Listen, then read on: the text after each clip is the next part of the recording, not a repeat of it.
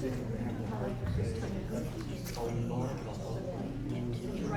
she was really proud of it.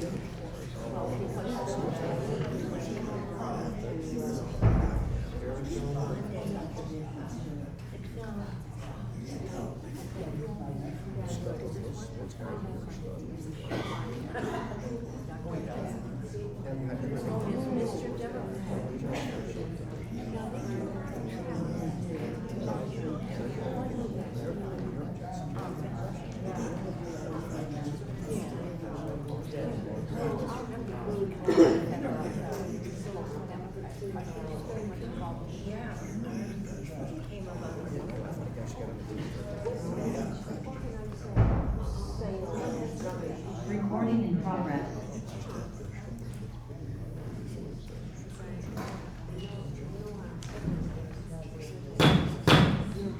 I call to order the Maumee State Commission meeting for July 20th, 2026. If everyone would please rise for a moment of silence and the Pledge of Allegiance.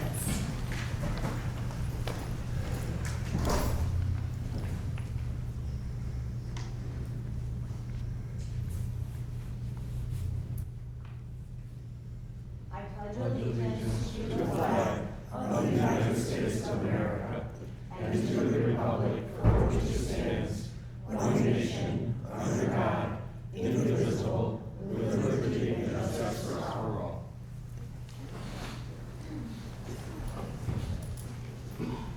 Roll call, please. Lenawee, present. Commissioner Roberts, present. Commissioner St, present. Commissioner Banky, Present. Commissioner Moore, Present. Commissioner Schwartz, Present. Commissioner Cheshire. Present. All commission members present. May I get a motion to approve the agenda with the removal of CR 26107 from the consent agenda to the regular agenda per request of a commissioner? Madam Mayor, I'd also like to have CR 26110 and CR 26111 removed from the consent.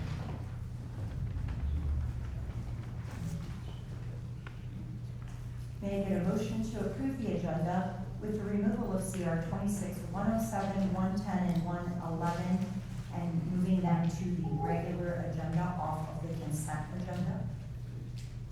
So moved. Support.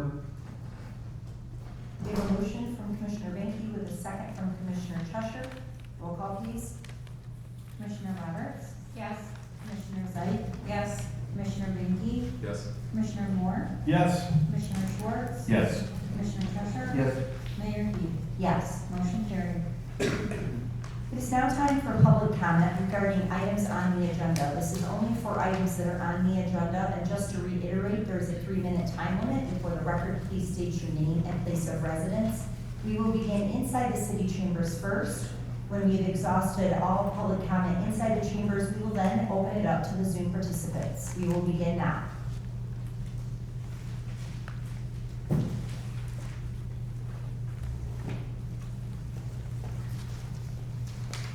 Hello, my name is Michelle Taylor. I reside at 712 North Locust Street. I appreciate this opportunity. I have a couple here things today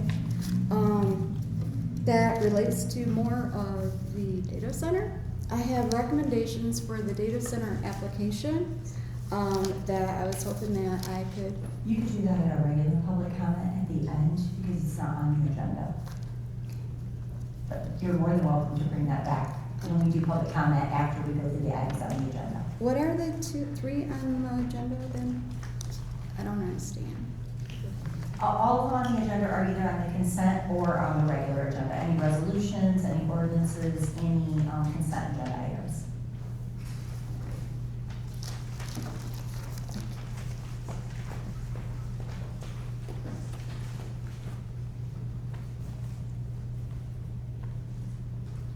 We will now open it up to the Zoom participants regarding items on the agenda.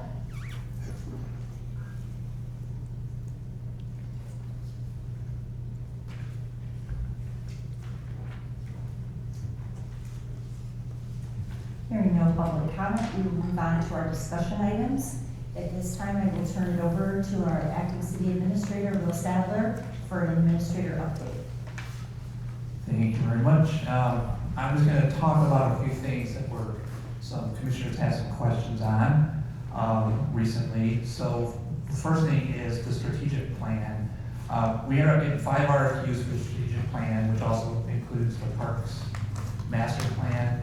So what we're going to do next, then, instead of trying to narrow the 5 down, we're just going to get some RFP to each of those 5 to get some costs behind these RFQs, and then we can bring those all to the commission to look through those to determine what direction you want to go with those. I had some questions about the Bixby property. So obviously that property is still owned by ProMedica. There is a prospective buyer for that property. Matt and I actually met with him today on site to talk about some things that need to be addressed that he was already working on. That site had received a notice of violation back in May from our building official regarding general cleanup of the property and some erosion issues that they were having over there. So they are gonna contract with a local contractor to address the erosion issues, and they're going to also contract with a landscaping firm to get that property cleaned up to the best of their ability. Now, understand that that property has not been sold yet, but they're still gonna perform that work to get it kind of stable. He did say that he was gonna give us the erosion control plan probably tomorrow. They hired another contractor, another firm to do a new survey of the property, so they have a new topographical map that they're gonna put their site plan on and then resubmit their PUD at some point, but he didn't have a time frame on when he wanted to get that done. And there was a question about recouping the money that was sent their way through the BRA. That money is actually not due to the city until next April. I believe it's the end of April when that money is due to the city. Community development, obviously we've had a lot of turnover in that department, so. Before you move on to that, isn't there an interest payment that's due? There was an interest payment that was due in April. I don't believe it was paid. Okay. Correct, so that would have to be So, on top so of that. that's outstanding, but the Yes. total principal that's not due until next. That is correct. Okay. Yep. And didn't we also stop payments because we didn't have the spec house built and we didn't have the proper, Yeah, there was one more payment that was, and we did give them that? that is correct. That is correct. Community development, obviously a lot of turnover in that department. We still have a code enforcement staff. They're still continuing their rental inspections, vacant building ordinances, normal code inspections. So they're handling that. We are working with McKenna to help out with a lot of the planning and zoning stuff. And we actually have a meeting with them this week. They have somebody on site once a week for about 4 hours to help with some of the workload. And then we meet with them periodically just to get updates and just kind of information download from both sides on what's going on. So we've been working with them. The building official job posting is out. So far, we've only received one application for that job, so we'll leave that out there for a little bit longer. We will, when we meet with McKenna, we'll kind of get some guidance from them on what they feel is the best path forward for us in terms of personnel. You know, I was really interested in, bringing, the planning and zoning administrator back, but that was not in the budget for this coming year, so that's kind of probably out of the question, unless we make a sacrifice on either community development director and contract that out like we have in the past. I don't know. I think we're gonna pick their brain to see how they think the best approach would be on what positions to fill. Because that's what they do all the time. I know that I mentioned setting up meetings to kind of review the rental inspection program. So obviously I was on vacation last week, so I couldn't schedule anything last week, but I will get with staff tomorrow and find out if there's any availability this week or next week, and I will pass it on to everybody who wants to come in and sit down for a period of time and kind of go over the software and the rental program itself. The fee house obviously is being listed for sale through a realtor. I have not had any updates I believe that there's been some interest in it, but I don't know if anybody else has heard anything, but I have not heard anything on that. Excuse me, on the phase, was that a 30-day bid process, or is this open for 6 months?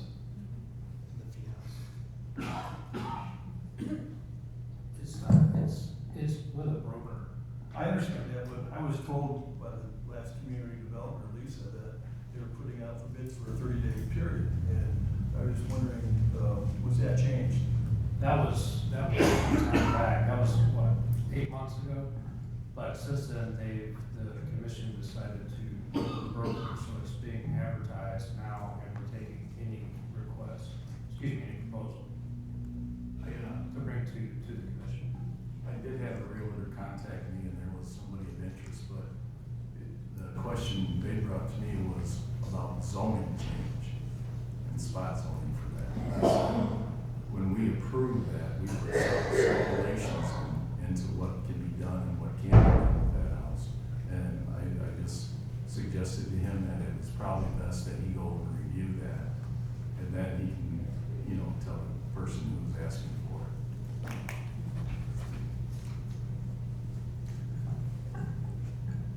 There was some questions on the budget and how much we were saving by not having filled these positions. And honestly, it's kind of a tricky situation because we're only 3 weeks into the budget year. So yeah, we're seeing some savings, but we're also paying McKenna a little bit more to help pick up some of the slack. So I don't have a good number to give you. I can do some more research into that. In terms of, what we're saving, obviously city administrator wise, I think he was getting $3,000 a week or whatever. I don't remember, and I'm getting 500, so we're significant savings there. Obviously, community development director position. So we're seeing some savings, but obviously I can't really put a number on it right now. But I can dig into it a little bit more if you need me to. Yeah. I asked for that. Yeah. And I would just like to know, because we have several positions not open, and I think we could go and easily find out how much we're saving because they've not been in. The new position that we've added for the assistant, and so we could go from there and start getting a grasp on, are we overspending, because we're intending on selling property for $500,000. And I think that's important that the public know where we're at, how we're saving, how we're going to recruit $500,000. Because I don't think you're going to get $500,000 from fees. And Wood Farm's been for sale forever. So, and so we have more property today. How we're going to get $500,000 out of property. Right. Yeah, I gotcha. There was a question on home pool. I haven't done anything with home pool, and that can be certainly discussed when we talk about the parks master plan, which is probably going to be prioritized, I think, somewhat over the strategic plan, simply because I believe that needs to be done by the end of this fiscal year. So the strategic plan, you got a little bit more wiggle room, not to kick the can down the road anymore, but I think the priority has to be with the parks plan. A quick update on water. Obviously, implementation of proposed short-term solutions. We've been doing this short-term solutions. We added copper sulfate for I call it round one. I call it phase one, round one, because we do it once and then we have to wait 2 weeks and then we can do it again. So the first one went in the first week of July, and the second one on this phase will be done, I believe, tomorrow, definitely this week, weather depending. We can actually use a little bit of rain, but we don't want to do it while it's raining. And then phase two happens in September, same kind of a thing. We do it one day, specific amount applied, and then we take a sample for copper, and then we wait 2 weeks and we do the second dosing in that same area. So that'll happen again in September, for probably the first and third week in September. Is there any update on the materials that you requested from Lenawee now in terms of what the lead time is for those to arrive? Honestly, I don't have that answer today. I was gone last week, so, and I keep apologize for that, but sorry, I actually feel guilty for taking vacation last week. I'll get back on that, and check with them to see if they can still be able to fund that. I will say that the lake has been friendly to us so far this summer. We've had 4 straight weeks of very good numbers. 3 weeks in a row, the numbers were right around 1 part per trillion on the tap, very low in the lake itself. And then this week, I think that the Jasmine was about 1, and the MID creeped up to about 3, so still quite low. So hopefully there's been some noticeable improvement in the water quality.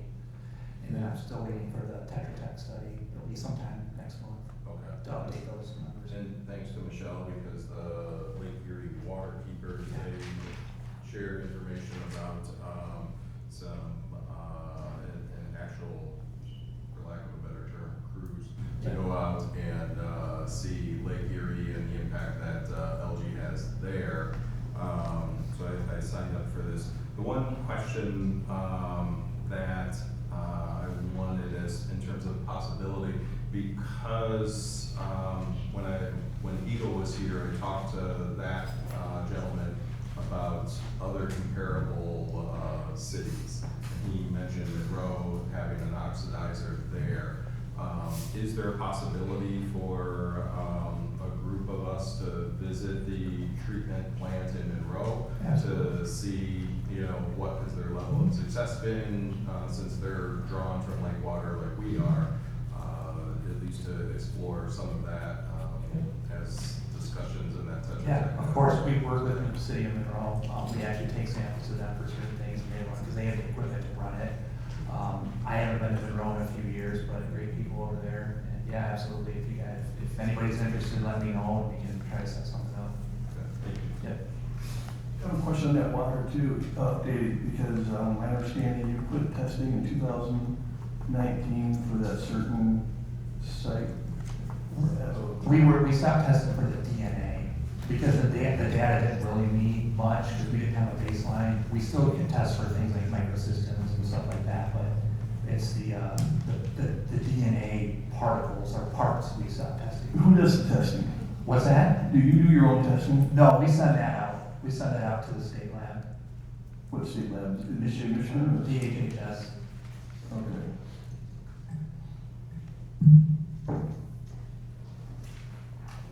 Another thing that was on, that was asked, of Will to update, but he didn't know because he wasn't involved with it, but I was, so, I said that I would speak to that, was, a question on just meeting with the representatives of the Dominican Sisters and SHU. And, myself and former Administrator Chad Baugh and former Community Development Director Lisa Hewitt-Cruz were part of the discussion group that they brought in. The Phoenix Committee, that is the group that is working on it, asked different groups to come in, and they met with us and wanted to hear thoughts, impact, where we could see that property going, just getting ideas, but also just hearing concerns. And so we were in there probably at least an hour with a group that, then they were compiling all of that information, and they were talking to lots of people, well, businesses, like anybody, but we were the city reps that went into that meeting. And I've run into a few people from the Phoenix Committee recently, and I've been asking, and I actually was on campus at Santa Heights right before they officially closed their doors on June 30th. And they still, even the few employees they were retaining are still waiting to hear word. They said they're still working on the plan. They haven't come out with it yet. It's not been announced, but they are working on it. They have different things they're working on. I've been asking people on that committee that I see regularly, so I'm in their ear all the time asking them. And they said when they're ready to, come forth with ideas and thoughts that they think can really happen and where that property can go, that they will bring that forth. And they acted like it's gonna be coming in the near future, but they didn't give me a specific timeline. So that's all I have on that one. Is there, a time for, when we're gonna talk about the, administrator search and process, that we're gonna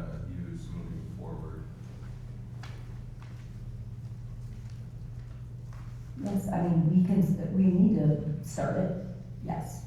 Because I have had a couple of meetings with, folks that have done, executive searches, from here local within our community. And, I think the big takeaway is focusing in on a couple, of interviews and not doing just one. That was, one of the big takeaways, when I, talked with, Dave Hickman today. And, you know, they've done searches where it's just, you know, a 30-minute Zoom call for, to get to know somebody, the meet and greet type of thing.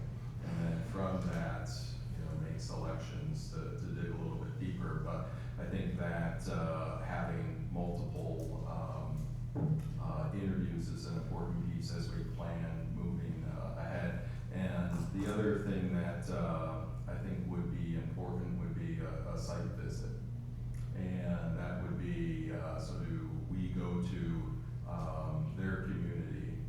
That was, the case in terms of, for me, when I was a superintendent, and I know, that, was an example that I've heard other people using. So, you know, we'll use Mr. Baugh as an example for the last time. So would there be a group of people that would go up, you know, meet with, some of the folks that he was, in charge with, some of the community folks that he gave examples of during his interview and so forth.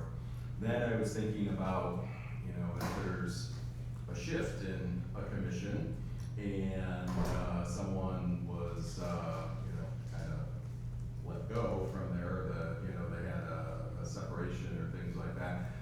How do we approach that? And I think we could still go to that, community if that were the case, because obviously if there's a change in the commission and that, you know, happened, but still that person should have connections and ties within their community, business leaders, community residents who, you know, can come and share and kind of speak on, their behalf here of us too. So, I think those were a couple of the takeaways from the conversations that, I had that kind of resonated for us to have some multiple steps instead of 45 minutes, that's it, all right, no follow-up, we're all on a script, and then, go from there.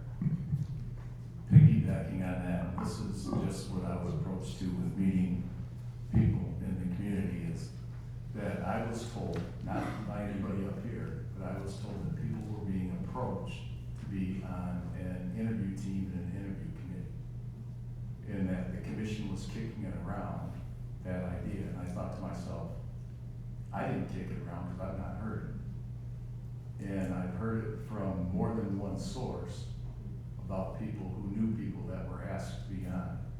And I didn't ask for names or anything like that. So if we could get some clarification on how this plan is going to work, are we gonna have this committee that I guess I don't know anything about that's proposed or been brought to people in the public for attention, I would really appreciate being in that line of communication. And Mayor, if you don't know. I have no idea as well. But somebody's saying it and it's getting out there. Was this put on the agenda for tonight? No, So why are we talking about it? because you can in discussion items, other as time permits. Okay. Yep. Yeah, I had no idea, Commissioner Schwartz, that's the first I've heard, that's why I looked at you like a deer in the headlights, because I had never heard that until you just said it. I heard it when I was meeting with a lady down at the coffee shop.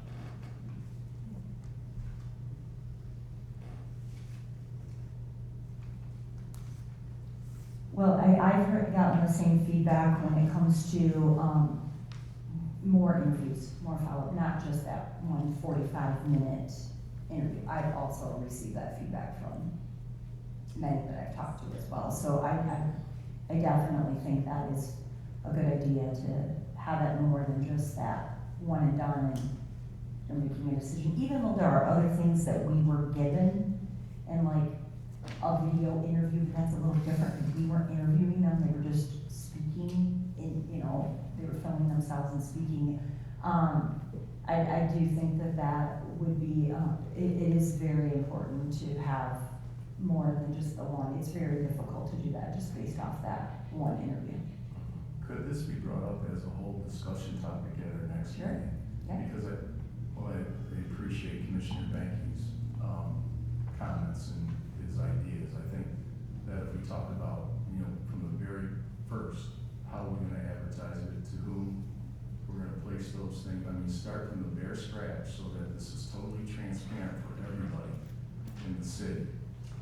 Because I've already heard, the young, the city administrator from Tecumseh had just left Saline, that he was a shoo-in. I said, I haven't heard that either. So you know how all that starts. And so, just everything transparent about this search. So that this time we don't do a search, do the interviews, turn down everybody again, and be in this quagmire that we're at. I've written it down so that we'll put it on the next agenda meeting for a discussion topic. Thank you. And would that, I think also included in that, and that's kind of why I wanted to at least start the conversation today, is do we do our own, or do we look at Go Again or another group, where that's gonna be? I think that's a discussion that we're also gonna need to have as a commission as well. I just think maybe not, Well, just my opinion. And that's something we can definitely discuss at the next one. and would that be maybe between now and then, if everyone's in agreement, would we maybe ask our HR department in terms of if they feel that they could assist us through that process as well?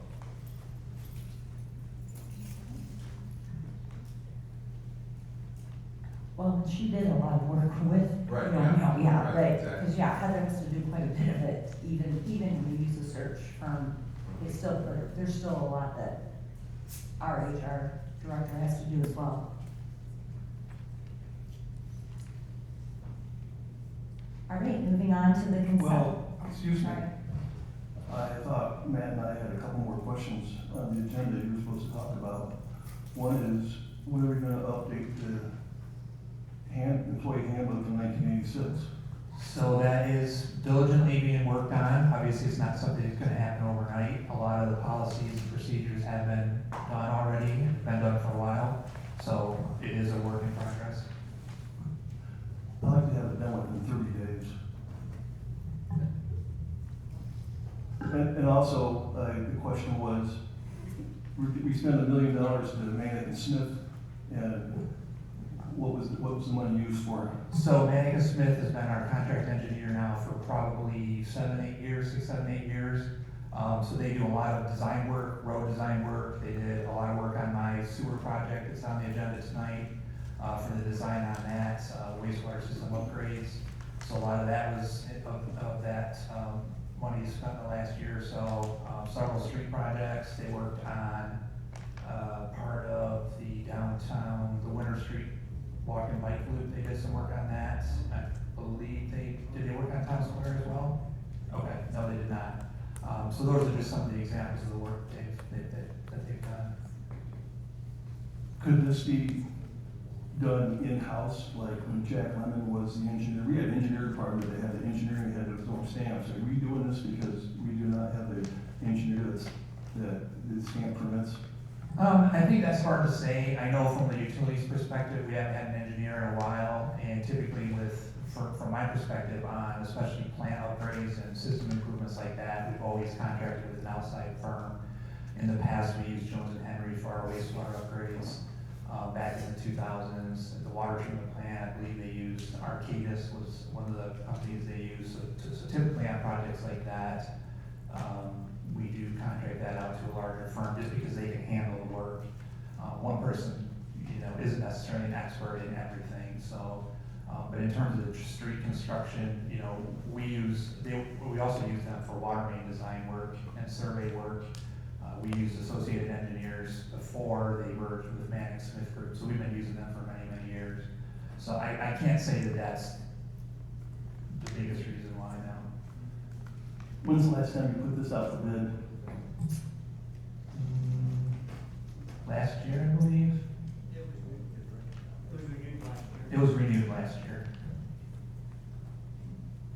And that's my fault that he didn't have it on there.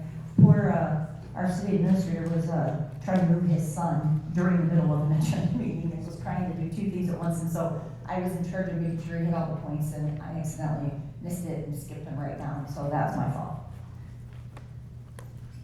May I get a motion to adopt the consent agenda? So Support.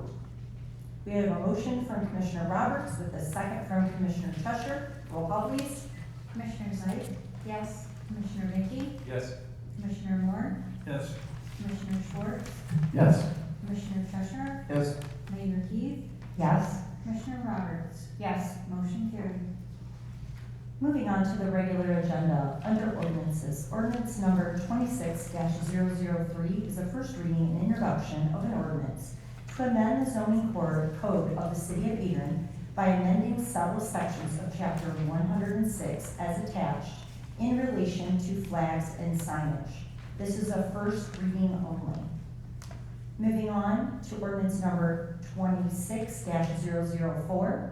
It is a first reading and introduction of an ordinance to amend the City of Adrian Code to add sections 74 through 178 through 74-193 to Chapter 74, Article 5, Stormwater Utility.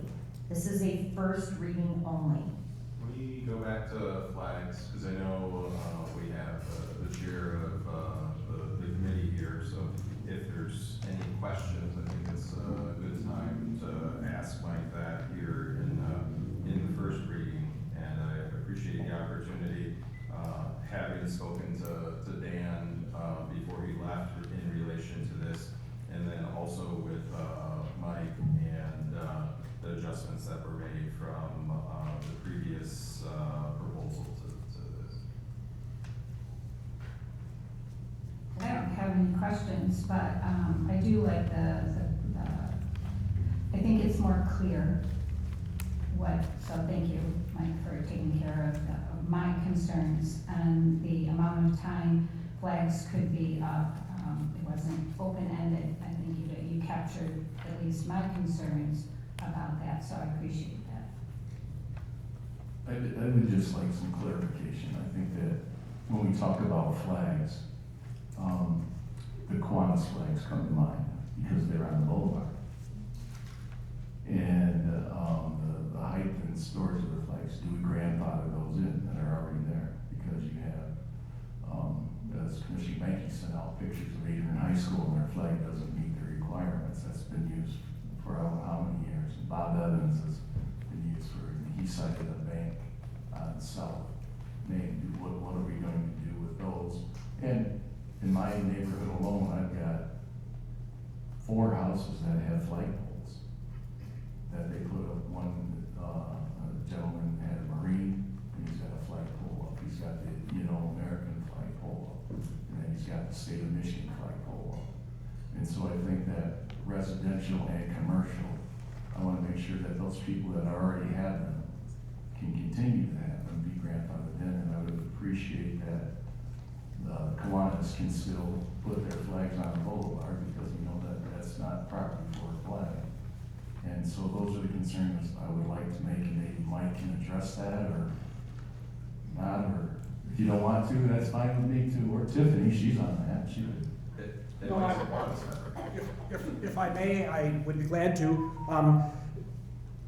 As I hope you noticed with the cover memo that I sent you the first of last month, there is nothing in this proposal that regulates flags, with the exception that they are not permitted to be attached to a tree or to a utility pole, and that a freestanding flagpole is limited in height to the maximum height of the building in that district. In which case, I believe all the ones you're referring to are probably compliant. With Bob Evans, that's kind of a high flag. It's also in the commercial district where I think the highest building can be something like 40 feet, so. And then the yard signs, I was concerned about yard signs. There's nothing in this proposal covering yard signs. And And that's my concern, because if you don't have a limit on yard signs, They are covered in the original ordinance that that the commission passed last September. and there wasn't a limit on that, correct? There's not a number of signs, but there is a square footage limit. Because my concern is, living next to somebody, and all of a sudden my neighbor's mad at me for some reason, and I happen to be Catholic. And so if they put out signs, like, it's free speech, they can put out signs about Catholics worship, you know, they don't care about America because they worship a pope, and, you know, those types of things, so they're kind of a derogatory statement towards Catholics. That makes people unsafe. Give me my too far left. So I want people to feel welcomed in this town, all people feel welcomed in the town. I just want to make sure that we're clear that no matter what they have, we have to be careful to make all our citizens feel safe with whom they are, and not to be bothered by signs that you could, you know, basically hurt. Generally, the general consensus from the courts is that local sign regulations cannot regulate content. No, freedom of speech is there. Yeah. I'm not saying that, but I'm saying, but. Then I'm kind of missing what you were saying. What if they put 30 of them up? The ordinance the commission passed last September limits the number of yard signs by square footage. Okay. Now, can I quote that right now? No, I cannot. But it's something like, you can't have more than 12 square feet of yard signs. My number may not be correct, but it's something like that, so. And that's what I'm concerned about. What is that square footage and Yeah. how do we regulate? It's in the ordinance. I just have a fair question. Was this changes driven by our citizens, or was this change driven by somebody in City Hall? The only thing in here that was driven, mostly this is just cleaning up some issues. Commissioner Moore, for example, in fact, the perfect example is the one about scrolling electronic messages that either scroll or move or give the impression of moving, which the ordinance the commission passed that September prohibited those. But it was lax in not saying how long they have to remain static, so it was difficult to enforce. In fact, it was impossible to enforce without that piece of information in there. Didn't this come about just because you were overhauling the zoning ordinance? Like Well- taking out things that, I mean, you were cleaning up the language of it. As I told you last fall, or as I told the commission that was here last fall, you know, that's 300 pages of fairly fine text. We will be bound to find either omissions, slight errors, inconsistencies. This is to clean those up. And in my conversation with Dan, I think one of the issues related to the flags was he received a phone call from a developer asking the question, how tall can a flagpole be? And that wasn't defined in the ordinance. So the alignment now of this being as high as the highest structure within that zoning category is identified. Well, I think that when you look at neighborhoods, at least in our neighborhood, the flagpoles are higher than their houses. But those houses may not be as high as they're permitted to be. So I want people to understand that they're guaranteed that if they had these flagpoles, they're grandfathered in. I mean, it's nothing new. Mr. Shorts, I do not do enforcement, so I cannot make any guarantees. Okay, and we have, and needless to say, we have trouble with enforcing and things like that right now because of the lack of personnel. Mhm. So that's a concern that I have, and I also feel that I've lived in that neighborhood for 30 years, these flags have been up, I would say, at least 20 to 25 years. And now all of a sudden, they're an inch too high. That's concerns that I have. From our city attorney, is there a grandfather clause for changes to this, or would that be impact? All zoning has grandfather. Regulatory does not. So that answers our question. Anything else, folks?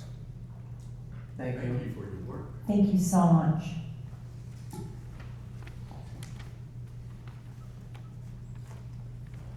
Are we okay to move on? Any other questions? All right. I'm gonna go to the consent agenda resolutions first. That got moved over to the regular agenda.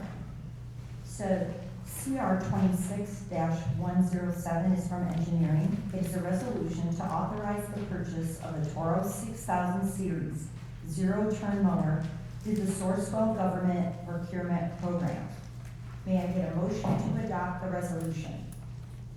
So moved. Support.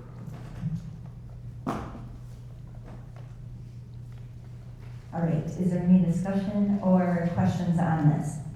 Yes, I have a question and a statement and a quote from a local Toro business in the city of Adrian.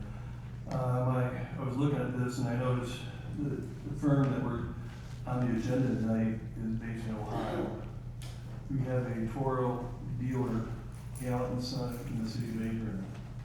I asked her today, did she get a phone call or a request to quote? She said she did. It was like July 8th or somewhere around that time. And she said she would get some numbers to the individual. I'm not sure who the person was, but she got the information. And Mrs. Gallant, I'm not sure if anybody knows who she is, third generation dealer. I mean, when I moved to Adrian in 1986, I bought my first lawnmower there. She's been paying taxes in the family many, many years. And I asked her to provide a quote for us tonight for the same exact model. And so I would like to present this quote from Gallant & Son for the same model and everything. Because I believe the number right now, you said it got the best deal, was it 17,800 and something? It's, yeah, in the resolution, it looks like 17.6. Okay, Gallant & Son can provide the same mower for $15,897.21. So I would like to include this bid instead of the other one for the purchase of this mower. Yes, Can you talk us through the bidding process, Matt? Good evening, Mayor and Commissioners. So this process, it was not bid out through our City of Adrian bid process. It was bid through Sourcewell, which they take bids through out nationwide, and certain companies have the Sourcewell accreditation to be able to do so. We actually reached out to Gallant, and they told us that they were not able to provide that type of mower for as little of a cost as we got this price for, and that was just a couple days ago. And who did you talk to over at Gallant & Son? I believe it was Ms. Gallant herself. Well, that seems strange to me. She remembers getting the information and writing it down and said she's going to talk to her marketing rep and get numbers back. Yeah, that's very strange. So- We went into the office and she told us to our face that we were not able to provide that type of mower for that price. So I will look into that. Well, I'm just curious because I like to put Adrian businesses first. Sure, I mean, absolutely. I didn't see any other written bids or whatever, and so I just was curious because I bought many mowers there, and they were Toro dealer, and I know she's old. Yeah. I mean, she's up there, but she's. So there might have been some miscommunication. So that's okay. Yeah. Thank you for that. Thank you. So do we wanna not act on this or table it or allow Matt to follow up? Yeah, if I could follow up on that, if we go with this new bid, we will have to bid it out because it was not through the Sourcewell process. So it would be through the Adrian process at that point. So I would ask. I would make a motion to not bid this out, we go with this bid. I don't, No, that's not, I don't do that, so, yes. You have a motion on the floor. Yeah. If you want to table it, someone can make a motion to table it, or you can vote on the motion. Those are your two options. I motion to table, this item. Why can't we amend this motion? You can also amend, but right now you have a motion. I would like to amend this motion to go with Gallant & Son, the local business owner.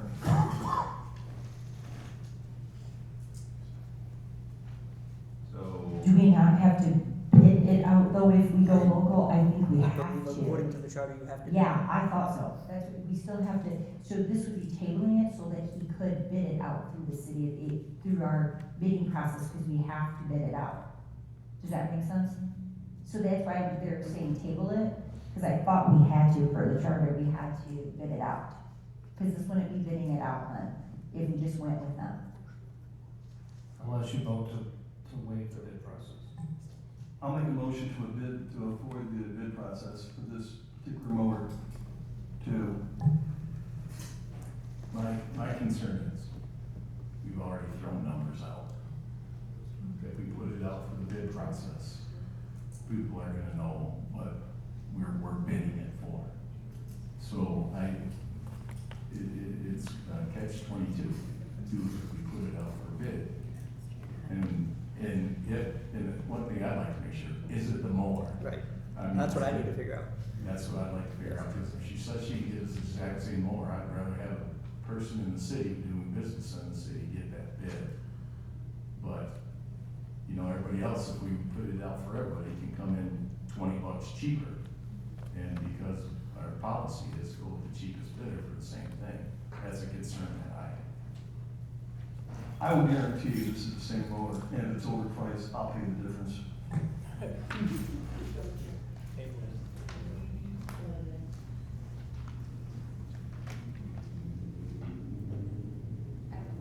I don't know what got said now. Now I can't remember where we were. Three motions. I know. Seconds. Well, the first motion did have a second, but to table it did not, and the motion to waive the bid process and go with Gallant and Son did not have a second either. So that's what, I need a second on one of those, if that's what we want. I would second the motion to waive the bid process and make sure it's the same mower, and then, award the bid to Gallant and Sons. Because is that an amendment to an amendment? No, it's just. So you're only voting on whether to amend the motion at all. You're not voting on whether to do what the motion says. So you're just voting first to amend the motion, the original motion. Okay, so I have a motion to amend the resolution from Commissioner Moore with a second from Commissioner Schwartz. Roll call, please. Commissioner Schwartz, Yes. Commissioner Fisher, Sorry, I have a question. Just to remember. Amendment to what? Like, You needed to waive the bid process and purchase the mower from Gallant and Sons. okay, and that has nothing to do with like the follow-up that Commissioner Schwartz. Okay. Yes. Mayor Heath, Yes. Commissioner Roberts, No. Commissioner Zeit, Yes. Commissioner Banky, No. Commissioner Moore. Yes. Motion carried.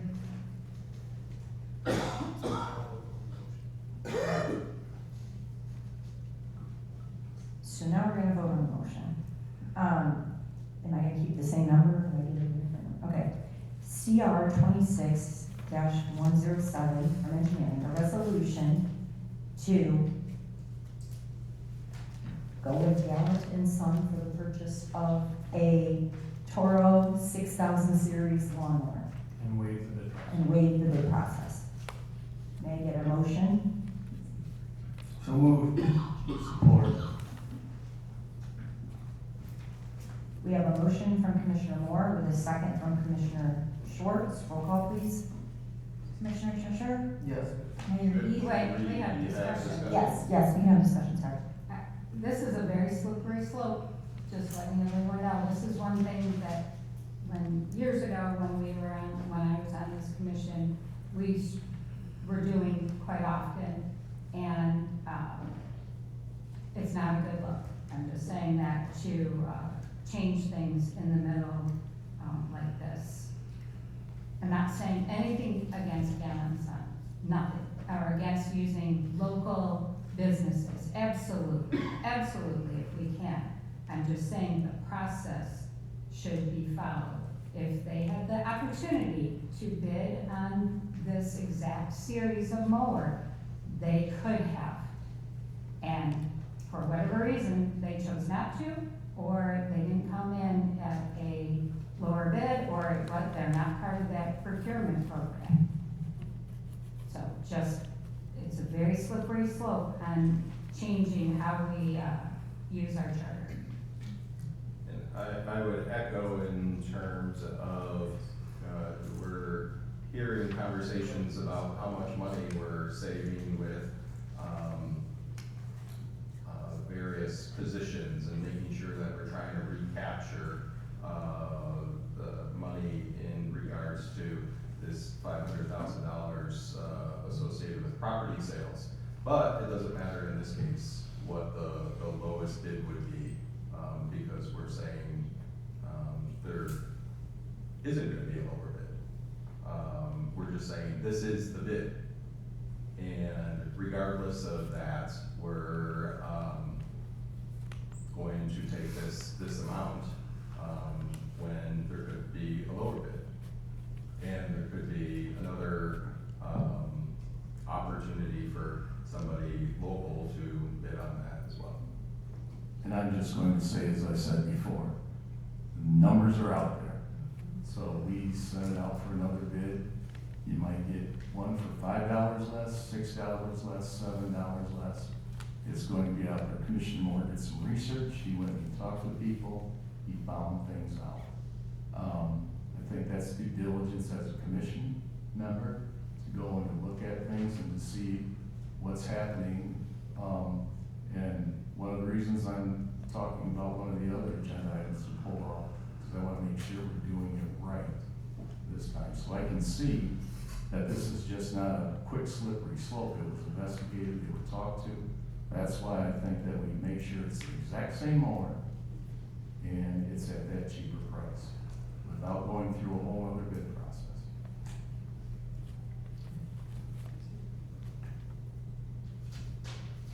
And I would like to add, I mean, was this not written out via email or a sent report, or was it a phone call? How did you contact Gallant & Son? I believe it was a phone call and an in-person visit. Okay, because, was there a timetable when she was supposed to get the bid back from you? Did you mention it to her? We had called multiple times last week, and that's why the in-person visit happened, so we could get the information before it came to the commission. So we never got the information in time.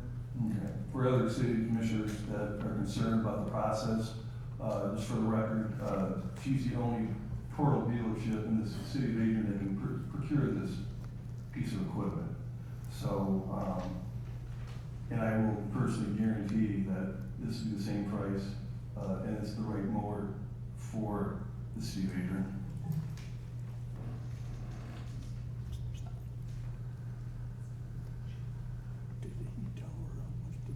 I have, this just brings a question of like transparency, since this was just brought to us at the meeting.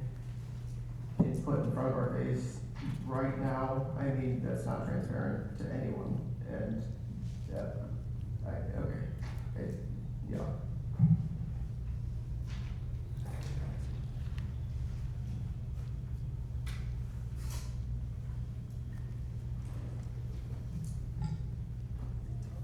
I guess again, I go back to concerns that now any future bid process where we have an amount that's out there that's set, that commissioner can come up with a receipt with somebody and say this is the amount, and then now because of the process and the number being out there, we won't go through the bid process. I will always stand up for local businesses in the city of Adrian.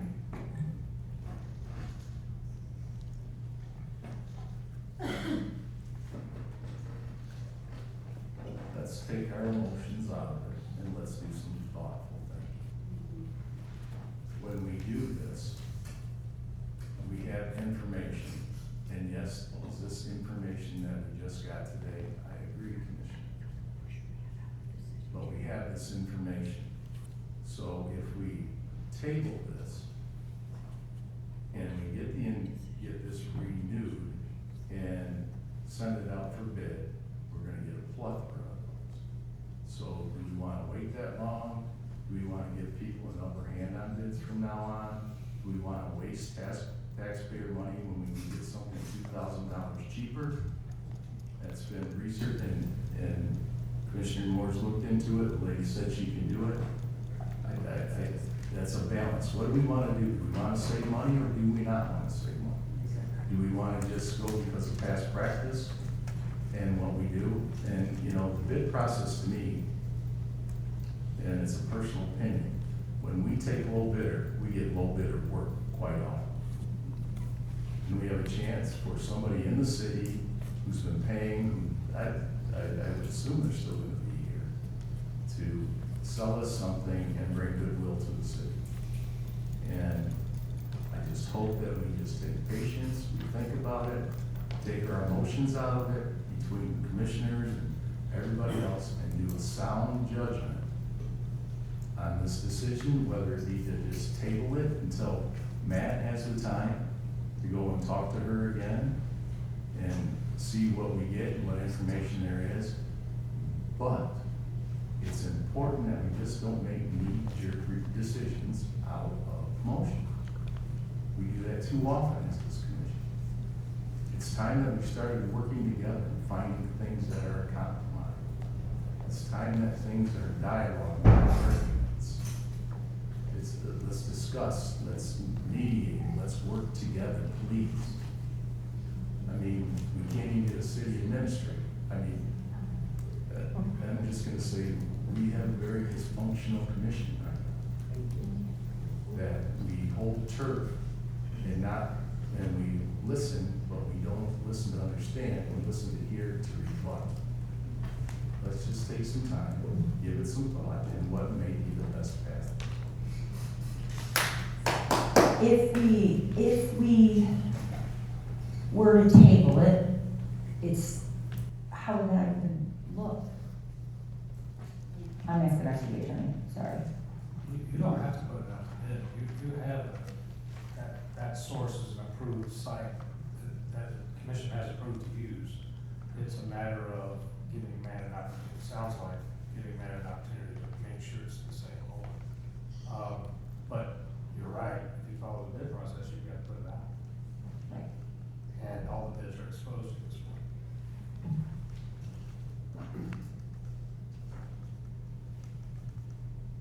And also for the record, I would like to let people know, even though I'm in the insurance business, she is not a client of mine. She's just a businesswoman.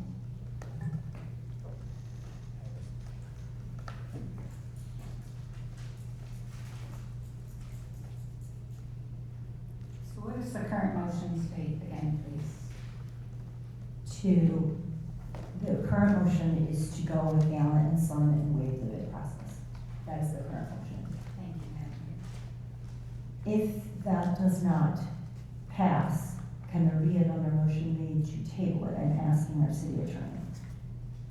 Well, you can't motion to table it because it's over. That's Put it why on- I'm asking you that. You can put it on a future agenda, or you can always make a motion. This is a regular scheduled meeting, everyone is present, you can make any motion you want. So yes, you can make a second motion, but understand there's no tabling, because once you vote, this is over. Because I don't,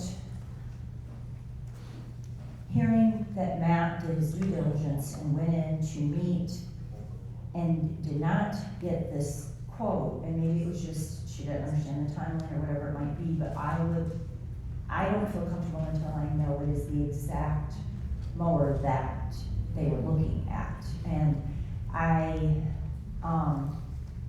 do want to support local, I believe in supporting the local, but there's also like parameters of when things need to be in, and you're using a reputable, procurement process for these bids. It's not just you already said it was Sourcewell that, did this, and that you even followed up and went out and made sure the local person was aware that it was due, and you were really trying to do that due diligence.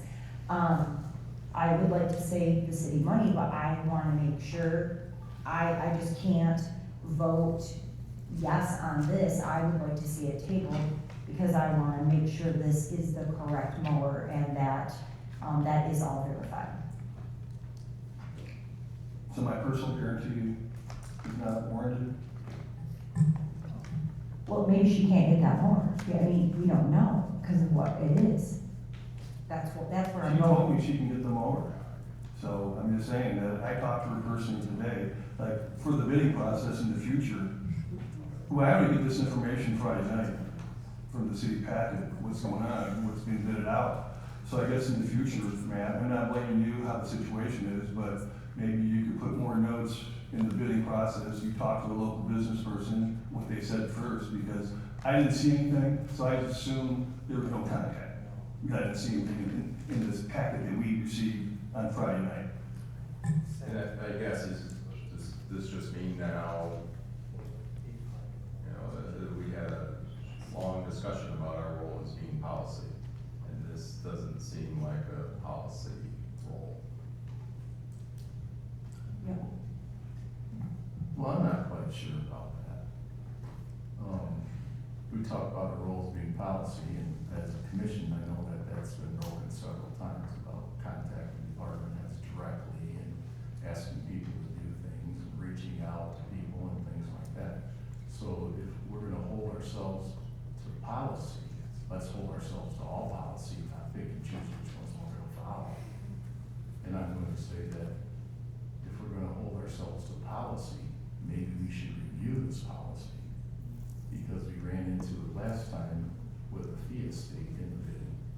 And that was a quagmire that was not good. So maybe when we talk about policy, let's talk about all kinds of policy.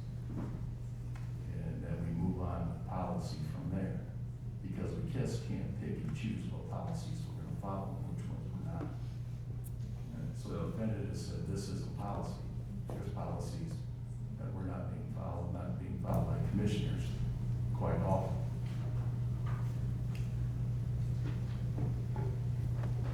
So I have a motion out there right now, with a second to waive the bid process and to give it to Gallant and Son. Are we ready to vote on With a it? guarantee from Commissioner Moore.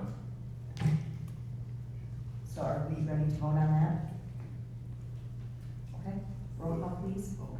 Oh, sorry, go ahead. If I withdraw my second and change it to make sure that it is the exact same mower at a lower price, or, come on, you're gonna earn your money tonight. Motion. It's a new motion, and it would be a motion to amend the amended motion. So how many amendments can we make? As many as you want. As you get votes for it. But I think it's important that we find out that it is the exact mold, and because it's important that we show loyalty to people in the city that can provide a service cheaper. So you're giving us a motion for what, to amend the amended motion? To amend the amended motion. No, I'm just saying that I'm asking for the commission, could I amend it that we wait until we can make sure we get the exact same, the mower is the exact same mower that Commissioner Moore took his time to go see and speak with, and to make sure that it's okay, that would save the city money. Can I ask for clarification? So what I'm hearing you say is you would, like staff, Matt, to follow up with Gallup and Sons to, go with the proposal that was, presented to us tonight from the procurement or Sourcewell, and ask Mrs. Gallant if they can have that exact same one, and then, report back to us at the next meeting for consideration. Yes, I'm saying the exact same one and the exact same price. I'll second that. So, all wise Commissioner Collins mouths to the motion to clear the floor. It's probably in order, if someone could make a motion to clear the floor with a second, and then let's start over and do a clean motion. all understand what we're voting, you guys are voting on. So So may I need a moved. motion to clear the floor? Schwartz. Second. We have a motion from Commissioner Schwartz with a second from Commissioner Cheshire. Roll call please to clear the floor. Mayor Heath, Yes. Commissioner Roberts? Yes. Commissioner Zeit? Yes. Commissioner Banky? Yes. Commissioner Moore? Yes. Commissioner Schwartz? Yes. Commissioner Treasurer? Yes. Motion carried. So now, I can entertain a motion to, Just let somebody make a motion. there you go. Thanks. I make that motion. What motion is that? We send that back to Gallant and Sons to make sure it's the exact same mower at the exact same price and to make sure that's exactly what we're looking for. And then if that's true, then we move to buy it from Gallant and Sons. I'll second. And waive the bid process. Waive it. I'll second that too. All right, so I'm not repeating that whole thing. I was trying to write as fast as I could. We have a motion from Commissioner Schwartz with a second from Commissioner Moore to send Matt Tomaszewski back to Gallant and Son and verify that it is the same mower and it is for the price that she quoted giving us and waive the bid process. Roll call, please. Commissioner Roberts? Yes. Commissioner Zeit? Yes. Commissioner Banky? Yes. Commissioner Moore? Yes. Commissioner Schwartz? Yes. Commissioner Treasurer? Yes. Mayor Heath? Yes. Motion carried. CR 26-110 is from administration. It is a resolution authorizing the mayor to sign a letter of support for the River Raisin Ragtime Review's application for funding from the Consumers Energy Foundation. May I get a motion to adopt the resolution? So moved. Is there any discussion or questions on this? I would like to just offer that I am on the board of the River Raisin Ragtime Review, first of all, and that I did not know that this request was coming to our mayor. I will recuse myself. I have no monetary interest in R4, but if any of the board members would like for me not to vote on this, I certainly will step back if you would like me to. I just think Commissioner Roberts, that's a very good idea. I think that being on the board. Certainly, no problem. Yep. And I know it's not costing the city money or anything, but I think that's good that you're gonna recuse yourself from that vote. Yeah, absolutely. I just have a question to the city attorney. Hold on, you have to make a motion to recuse yourself, and the commission has to vote on it. It doesn't have to be a roll call, but it needs to be a majority. Can I'll make the motion to recuse myself for the R4 vote.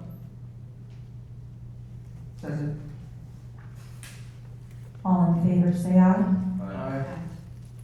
Motion is approved to recuse Commissioner Roberts from this vote. I just have a question for the city attorney on this, because we're not mentioned, the city commission is not mentioned in the letter, it's the mayor prerogative to support ragtime, there's no city financial aid in there, this is just a written letter. According to my research, the commission does not have to vote on this, because she is the mayor and can act on this alone. I just wonder what the city attorney thinks. Well, the mayor of the city of Adrian is a ceremonial position. It is not, she does not have the authority to speak for the commission as a whole. And when you are putting forth support of someone receiving funds, whether they're receiving funds from the city or not, it is the commission's decision on whether to support that.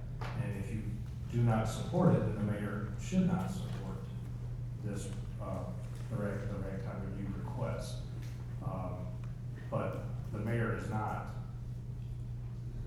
the president, so to speak. Well, she has her First Amendment right though, too. I'm And just she wondering- can do it as an individual citizen, but. Well, I'm not as just a mayor. curious with the information I gave you this morning, is that, I was just curious what that meant that I sent you. I don't, sent you a text.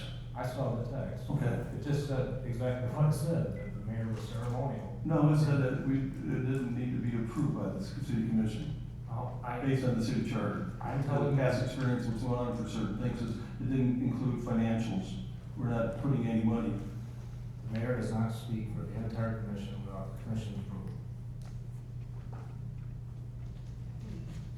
And when they approached me, they were asking for that, and I immediately sent it and said, this needs to go on the next agenda, because that's been the protocol, that if anybody comes to me asking for support, in my position, that, just like the city attorney said, then I sent that right on, that this needs to be on the agenda for that reason.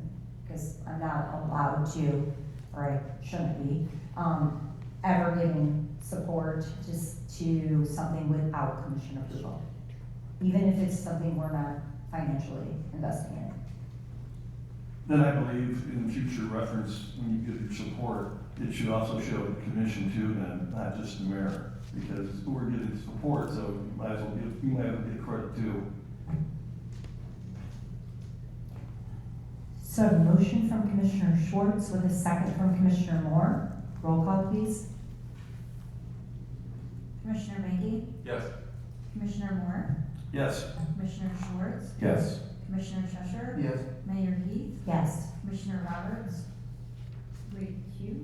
Sorry. Commissioner Zeik, Yes. motion carried. Let's just say.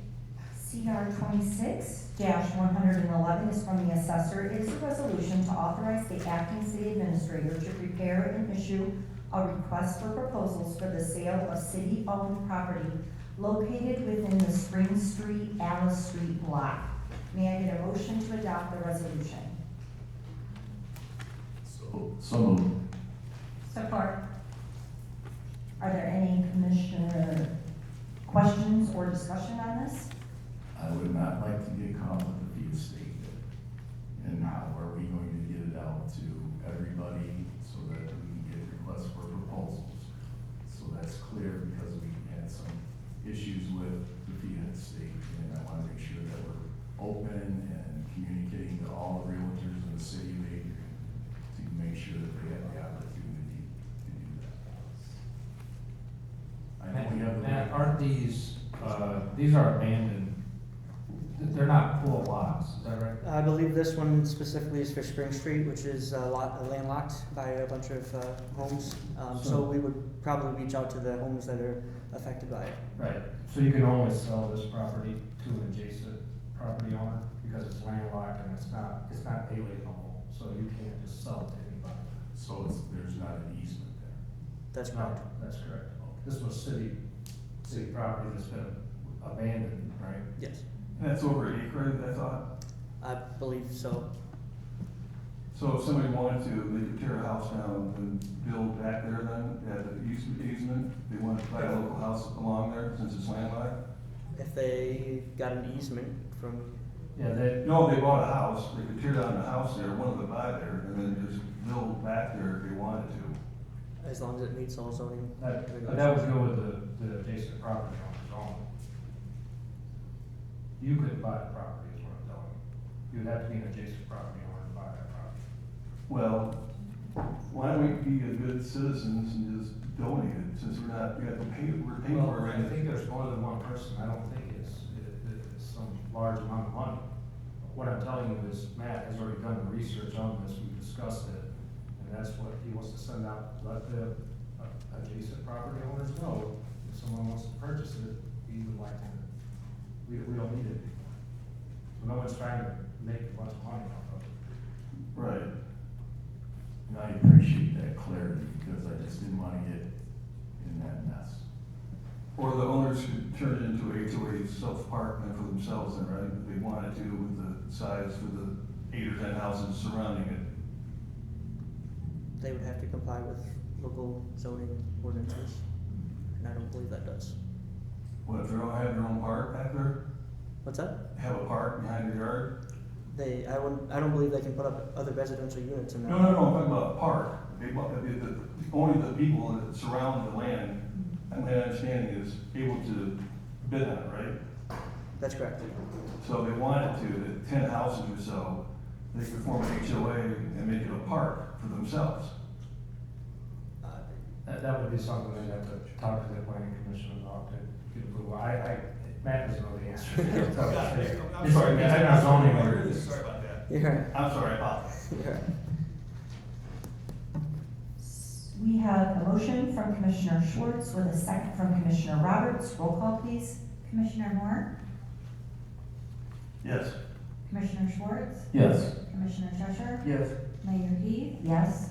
Commissioner Roberts? Yes. Commissioner Zeit? Yes. Commissioner Banky? Yes. Motion carried.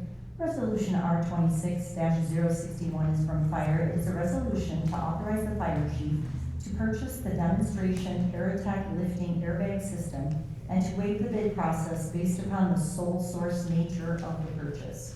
May I get a motion to adopt the resolution? So moved. Support. Any commissioner questions or discussion? We have a motion from Commissioner Banky with a second from Commissioner Roberts. Roll call, please. Commissioner Schwartz? Yes. Commissioner Cheshire? Yes. Mayor Heath? Yes. Commissioner Roberts? Yes. Commissioner Zeit? Yes. Commissioner Banky? Yes. Commissioner Moore?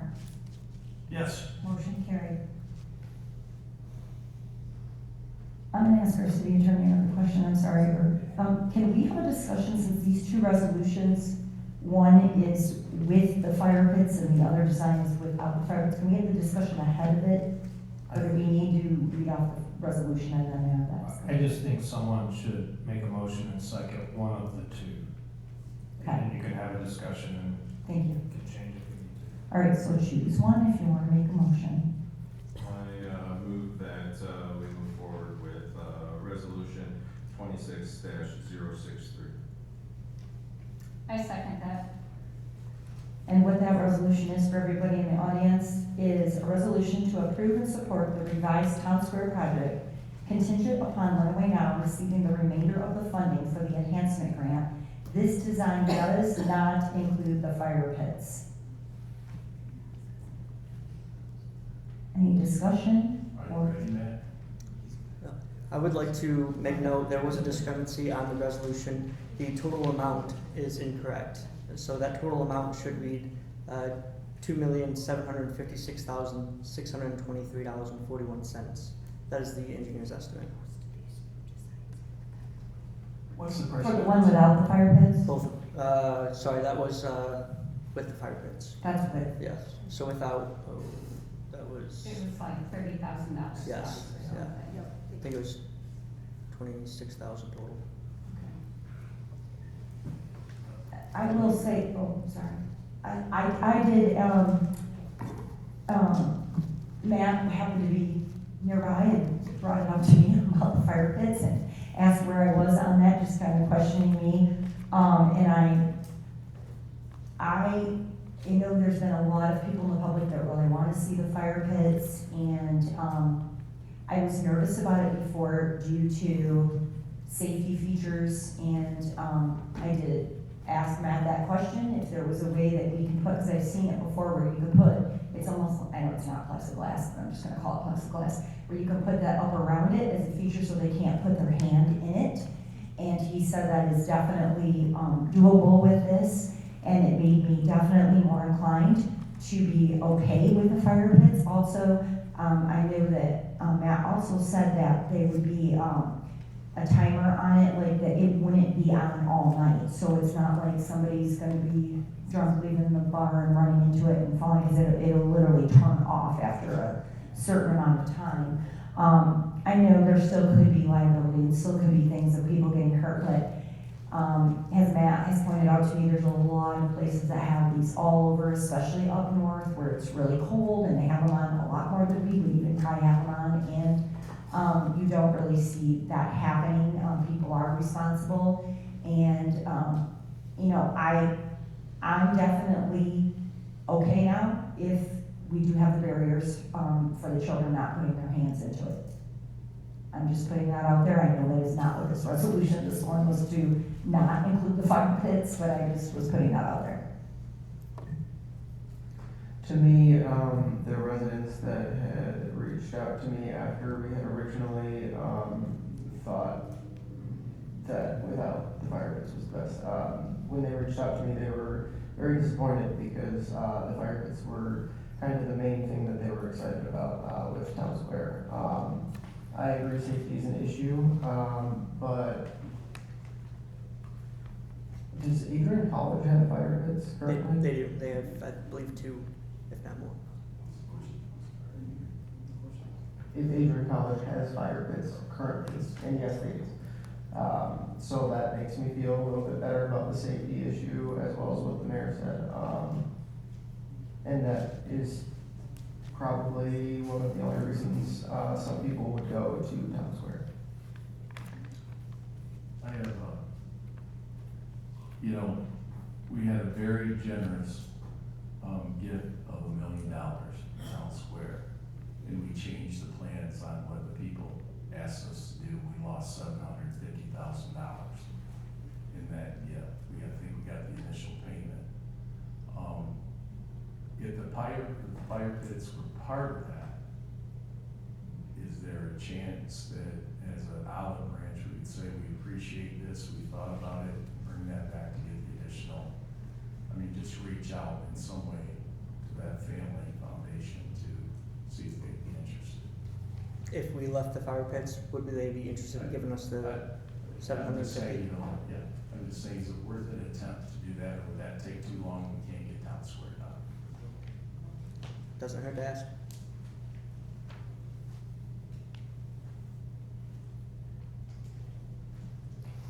So the current resolution that we'll be voting on is the resolution to approve and support the revised Town Square project contingent upon Lenawee now receiving the remainder of the funding for the enhancement grant, and this design does not include the fire pits. We have a motion from Commissioner Binky with a second from Commissioner Roberts. Roll call, please. So just to be clear, if you want fire pits, you vote no. Commissioner Tusher, No. Mayor Heath, No. Commissioner Roberts? Yes. I don't know that. Commissioner Zeit? No. Commissioner Banky? Yes. Commissioner Moore? No. Commissioner Schwartz? No. Motion failed. So we'll go back to resolution R 26-062. This is the resolution to approve and support the revised Town Square project contingent upon Lenawee now receiving the remainder of the funding for the enhancement grant, and this design does include fire pits. So Second. Any more discussion or questions?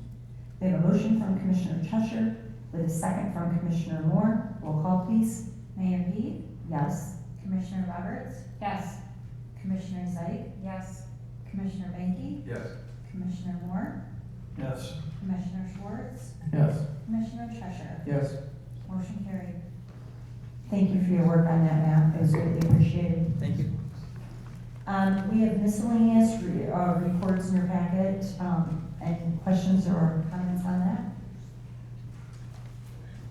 Okay, at this time, it is now public comment. We will start inside the city chambers first. This is general public comment, so it does not have to be something that was on the agenda for this evening. Just to remind you, there is a 3-minute time limit, and for the record, please state your name and place of residence. When we have exhausted all public comment inside the chambers, we will then open it up to the Zoom participants. We will begin inside the chambers now.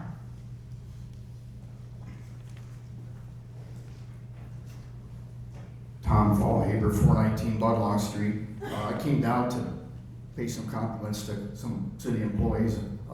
I came right from work. I didn't want to miss the opportunity. I wasn't able to get out of work quick enough last meeting. But we got a lot of city employees I could really compliment because we got some good people working for the city that probably don't get appreciated like they should. And there's a couple of newer code enforcement officers. I'm not sure that's their proper title. Their names are Sherry Verardi and Paul Ramirez. And I've been a landlord in this city for 55 years, and long time. And I just, not 55, 45. Making myself 10 years older. But anyway, I've got a lot of rental property over the years, and I've always kept my places nice.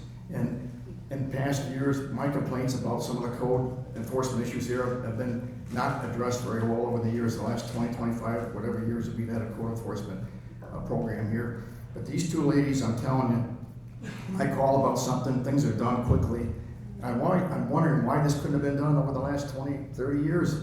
These ladies are really getting the job done. They deserve a lot of credit, and I hope that they're not stifled in their efforts to really clean this place up, because if you saw what I've talked to them about and what's getting done, it's amazing. It's not weeks or years, it's days. A day or two, it's already happening. This is amazing. And I also want to compliment about the water quality getting better. Mr. Sadler, I appreciate that, Will.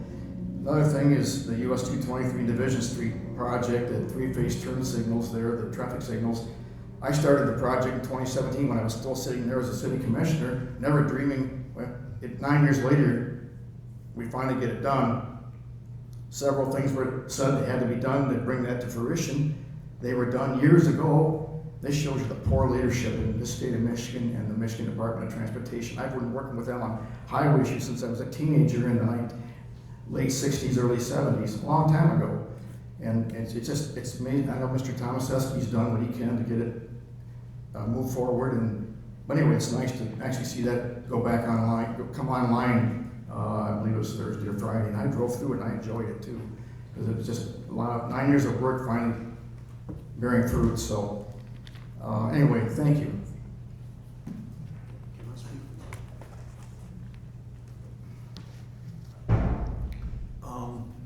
I'd like to ask Chip Moore. Please state your name and your place of residence. Larry Heath, City of Adrian. When you talked to Mrs. Gallant there, did you tell her what the bid was? No, I didn't. For being in show her any paperwork?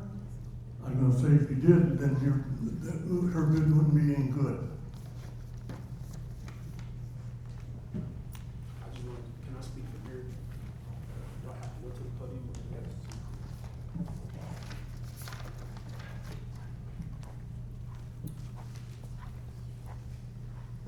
Catherine Wright, City of Adrian. After spending last week dialoguing with former city employees regarding their past experiences, I come here to convey this message. For those of you that don't know, I have my undergrad in social work and my MSW. And so with working in a therapeutic space, we know that clients' healing is directly proportionate to the level of truth they can hear about themselves without running away. If the City of Adrian is to win again, we must get honest about our challenges. How much truth are we willing to sit in? My question is, who holds who accountable?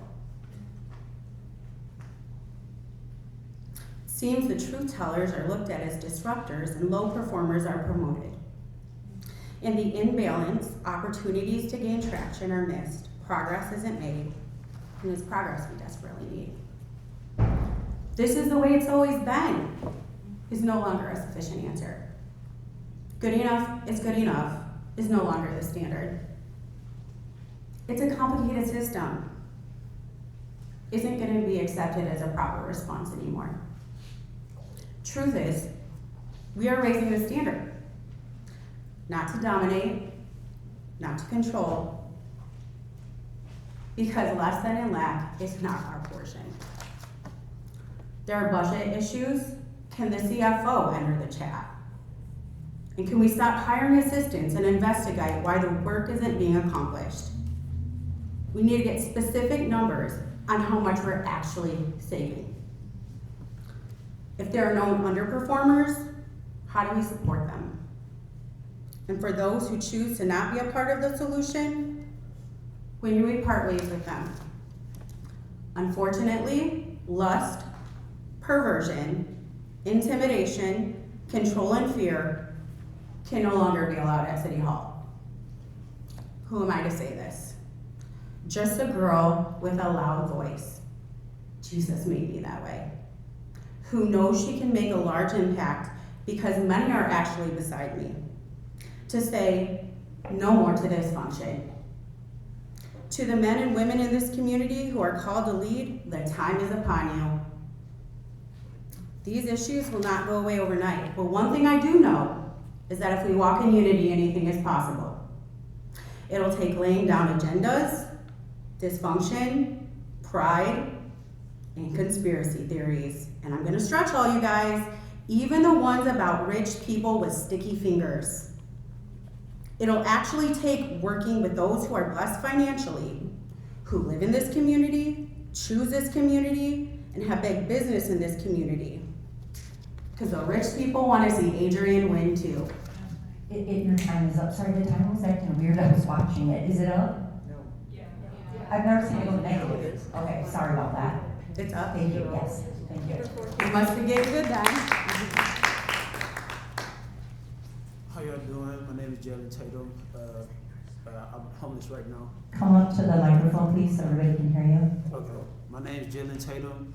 I live in Adrian. I'm homeless right now. I just wanted to tell y'all about my day and how it can be beneficial for y'all and your faith. But I woke up this morning, played my trombone that someone gave me, and I basically said the kingdom was coming. That's how I try to start my morning every day. Then I went to those roosters that y'all that's over there by the Adrian Market, and it was hidden with my staff over there, because I don't agree with idolatry. So afterwards, I talked to my disciple, and I was telling them about how Jesus is the law in the flesh, or the commands made flesh, word made manifest, and that if a bull gores a man or maid servant or male servant to death, then the person who owns it must pay 30 shekels. He was that bull that gored the Pharisees and Sadducees. That's why he was killed for 30 pieces of silver. Afterward, I told him about if you build a house, you must build a parapet next to it just in case if someone falls, they don't die. He's that parapet that he's the parapet that catches us just in case we fall and we come to naught. Then if two men are fighting, then and a wife of one of the men comes and grabs the others by the privates, then her hand was to be cut off in the scriptures. And he overcame that by allowing him, like when he says, someone slaps you on the cheek, turn to another. He took that hand and made it whole, so that doesn't have to happen anymore. So afterwards, I took about a 5-hour journey to Madison Township and preached the kingdom of God to people house to house, going around giving people the New Jerusalem, the new earth that's to come, giving people the gospel, the words of life that I've learned to do. And so I felt it beneficial to come here and talk to y'all today like I've done last time, and was meaning to do a couple of weeks ago. But just being faithful and trying to lead people to repentance.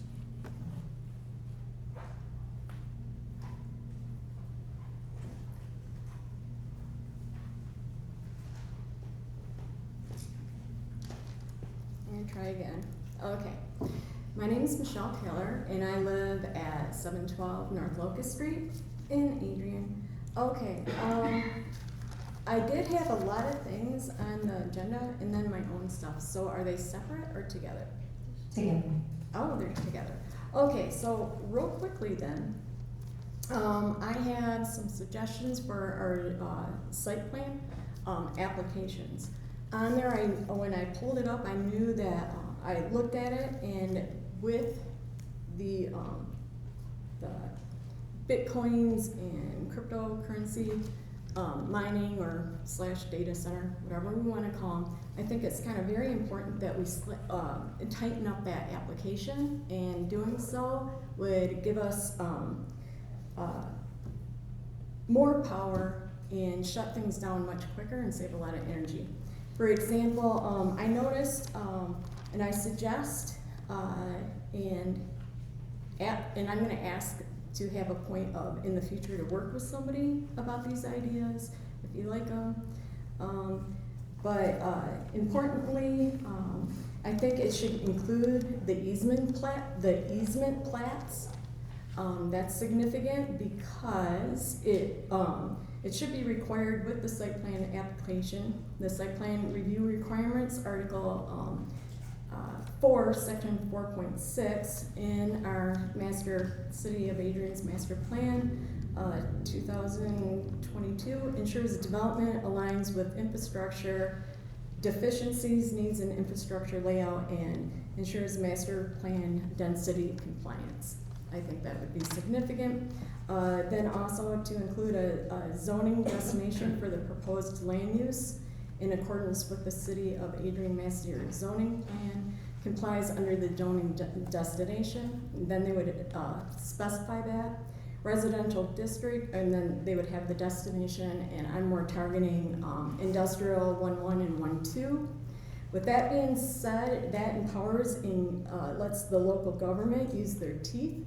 At the local government, I don't know if you guys realize, with the data centers, you do have a very strong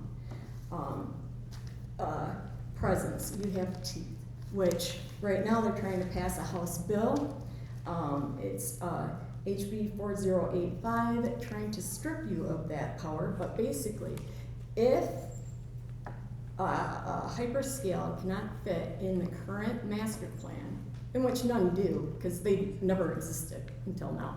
We had the model of 2019 with the regular cloud, but if they don't fit, the City of Adrian, and more so the zoning commissioner, is under no obligation. They're under no obligation because the, Your time is up, sorry. wow, I have so much more. How do I do this? Under like the Freedom of some kind of act? Because, yeah, that's a good one. Because they brought up something about procurement that's very problematic. It's the problem. You can email us as well if you have more questions, or talk to us after too. Got you. Thank you.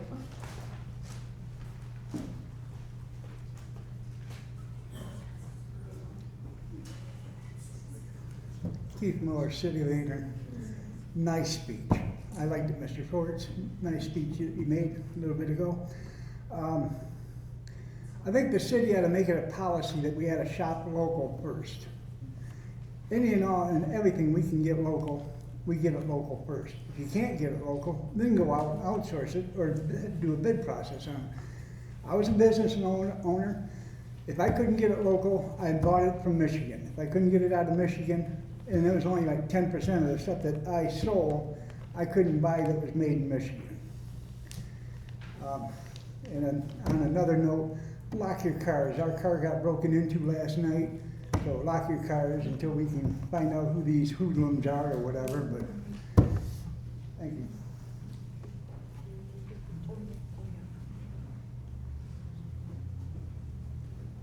I have two things. Hi, I'm Becky Bobby and I live downtown. I've lived here for approximately 5 years. I brought my wonderful little brush to show you guys what, I'd ask you, do you even want to brush your teeth for this? Honestly, I've used these things forever. This is like a 3-week-old from a water. This is all from water. So I know we're working on that, but it has not been complete. Isn't it gross? It's so gross. And then, I just wanted to point that out. But the other question I have, can someone explain to me, because I was not here when this happened, what sticky finger out influence means? And who was that about? No one on your board knows? So I don't think we should use that. If someone is, I think that we should be big enough to be respectful of other people, even though we're mad as hell. I guess that's what I'm here to support that. I'm here to talk to you about the water for sure, because living downtown, I've never had this situation, and I brush my teeth with bottled water. So I hope you guys get on that soon, and thank you for your time. Want to see my brush?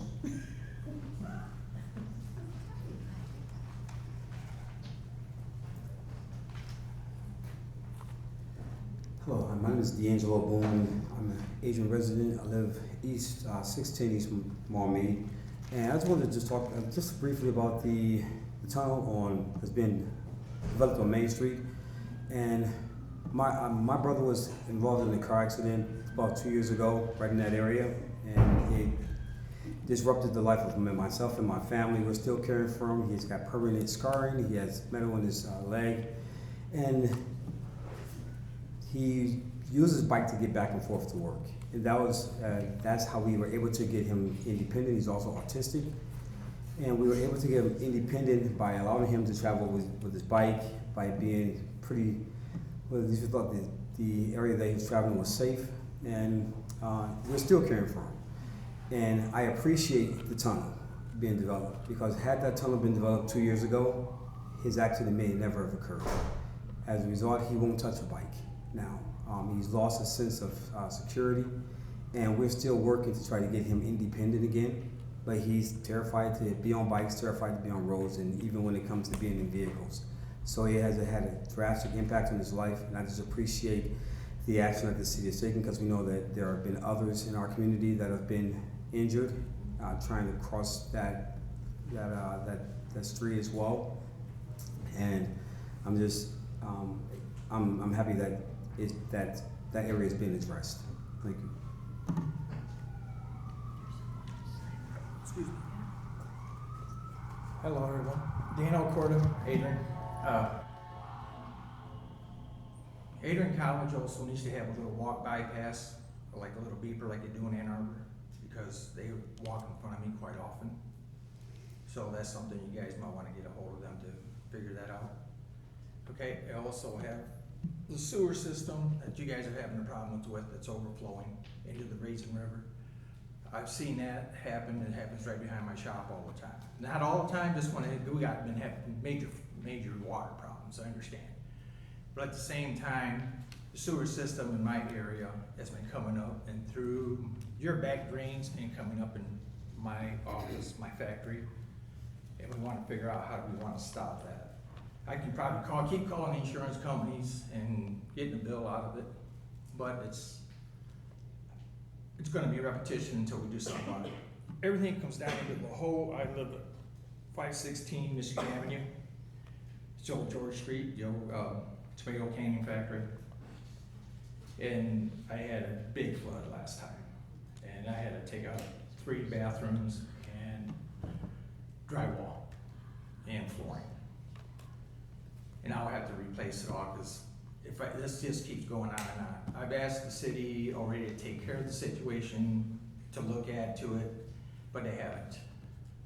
And then I also have a problem with when they fixed Michigan Avenue, they had their sewer system and they were cleaning out, came down into my drain, plugged it up on the outside. I bugged them for 2 years now, and they wouldn't even come and flush it out. They tell me they have, but there's no way you could have, but it just took me an hour and a half to take out the vent so they could stick the hole down there. So I'm sure they didn't do it, but they keep telling me they did. And as I come down the hill in the wintertime, I've lost a couple of sheds, fences. I don't get reported by the police. I just have to fix the damages. So I took away the wall. I've asked them to actually put a block or a guardrail. It's not for my safety, it's gonna be for theirs, because they're gonna eventually come down and hit the ground, and they're gonna keep putting the gas down, and they're gonna keep running into my other wall now. So there's gonna be a real big problem down that way. You guys have done great. I knew it's a new group here, and we're doing the best we can. I appreciate you guys' time tonight. Thank you.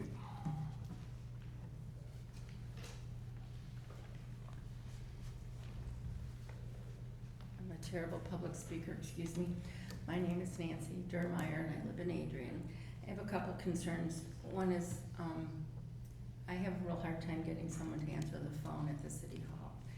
I think it's unfortunate. It's not welcoming. If you put a fresh eyes onto something, that would be something that's very provoking, and nobody's there. So I wish that we had some more activity there.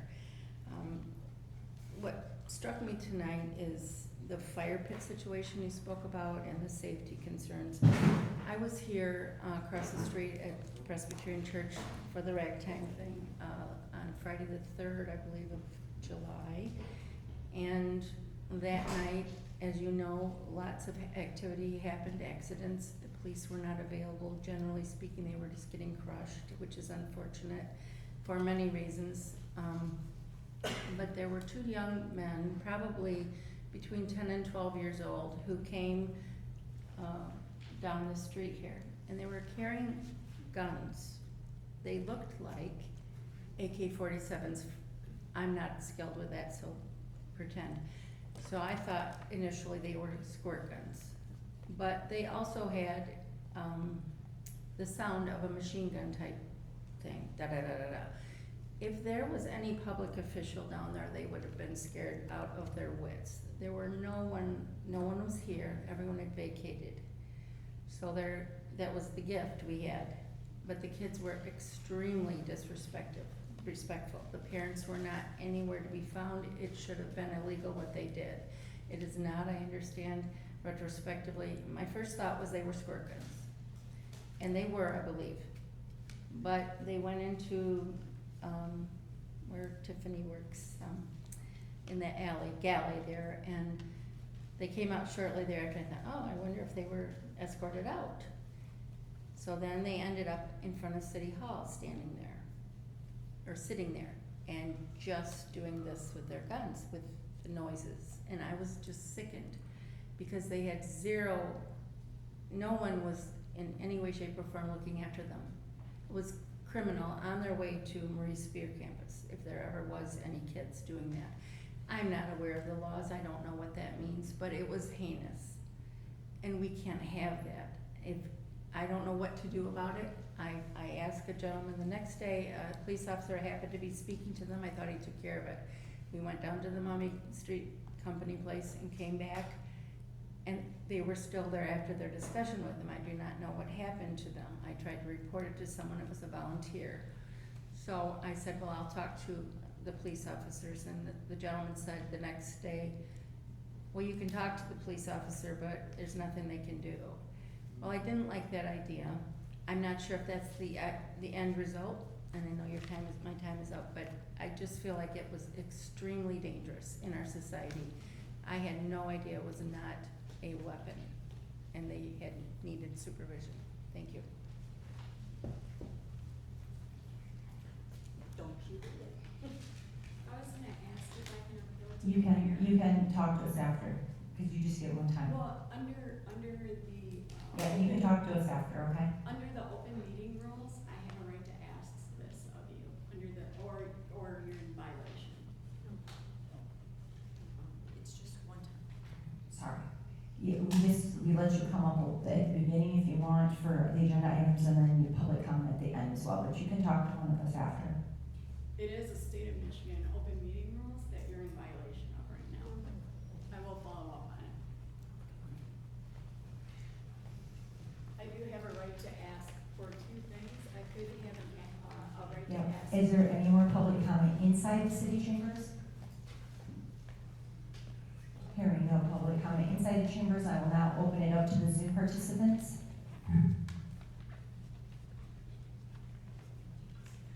Good evening, Carrie Smith, City of Adrian. Wow, just after listening to tonight's discussion, I think we need to address what I believe is a larger issue before this commission. It's not about whether one business might be better than another or whether buying local is a good idea. Of course, we want to support our local businesses and the people that are paying taxes if at all possible. But we want to do it when it can be done fairly and within the rules and as spelled out in our city's charter. The concern in so many areas continues to be the process of which we do things. With our bid process within the city charter, that's established to ensure that every business competes on the same playing field. And once that process has begun, it should be allowed to run its course without individual commissioners inserting themselves into negotiations or operational decisions. There continues to be a problem because we do not have a city administrator. There is a line between governance and administration that continues to be blurred between this commission and City Hall. And there's just this growing pattern of commissioners becoming involved in day-to-day administrative matters that should be handled by a city staff or will as the interim administrator until one can be hired permanently. And so the city administrator search needs to be the top priority, the top agenda item. Thank you, Bob, for bringing it up tonight. Thank you, Mary, for saying that this bid process can be a slippery slope. We cannot have commissioners negotiating contracts, acting as a purchasing agent. I really would encourage the commission to familiarize themselves with the city charter. When I did point of sale and we repealed it, I knew that charter better than anybody when it came down to the ordinances, because I read it inside and out. And so tonight we're asking questions that are clearly stated in the ordinance, whether it's flags or signs or the bid process. Education needs to be done, and it seems that the public is doing their part, and I would ask that the commissioners would do the same. The Michigan Municipal League has trainings that can be done for the new commissioners. Familiarize yourselves with the Robert's Rule of Orders. I know that the motions and the amendments got a little confusing tonight, but it feels from the outside looking in that we're making it up as we go. Your time is up. Thank you, Carrie.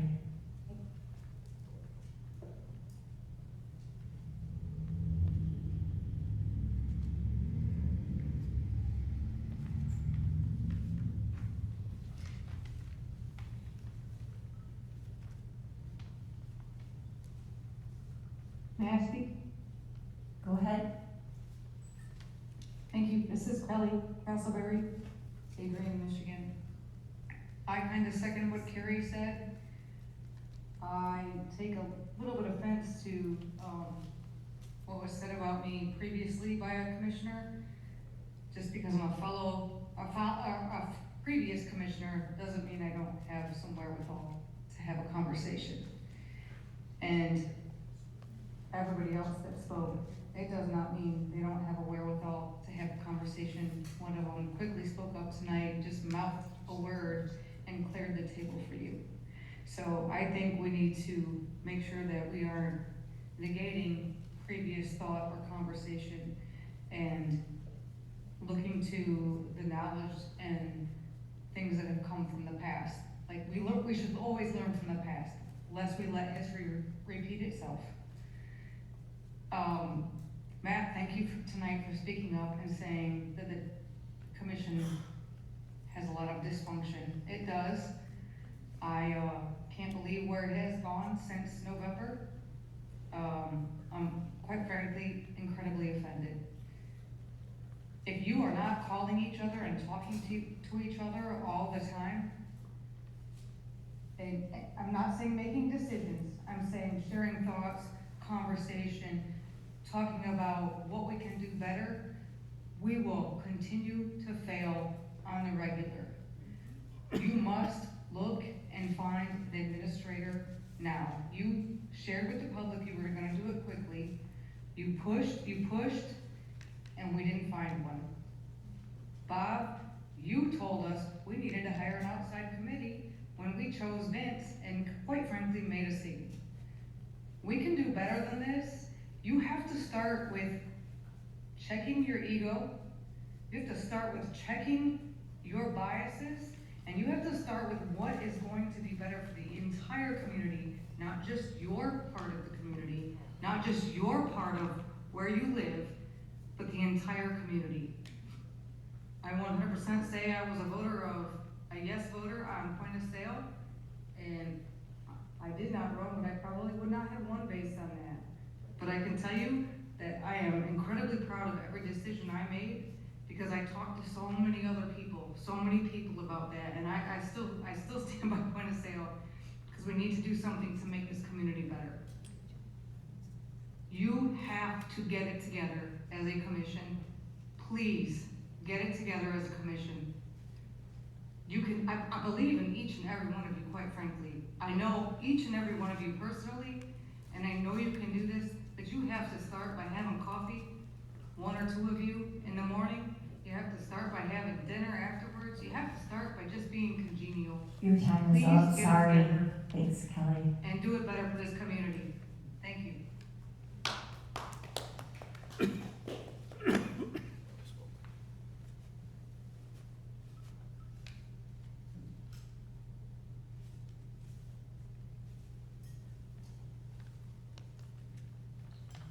Hearing no more public comment, it is now time for commissioner comments, and I'm gonna start it out.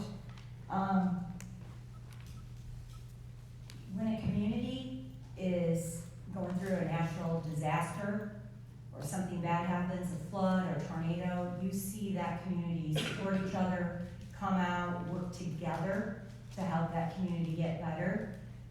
We're not going through a natural disaster, but we are definitely in a state of crisis. And we have to start working together. I have some leadership mentors that I talk to. I'm not gonna name them all, but I'm gonna name one of them. I highly respect his opinion. Bill Kenyon, he's always been a really great leadership model for me, and he recommended that I read, so I started reading it. John C. Maxwell's High Road Leadership, Bringing People Together in a World That Divides. And I want to read the practices of high road leaders. Bringing people together, valuing all people, acknowledging your humanness, doing the right things for the right reasons, giving more than you take, developing emotional capacity, placing people above your own agenda, embracing authenticity, being accountable for your actions, living by the bigger picture, not keeping score, and desiring the best for others. And I'm not perfect. I'm not saying I've always done that, but I'm trying. And I think that's where we really need to go. We really need to start working together. That's not micromanaging City Hall. That's not our job. It is our city administrator's job to manage City Hall.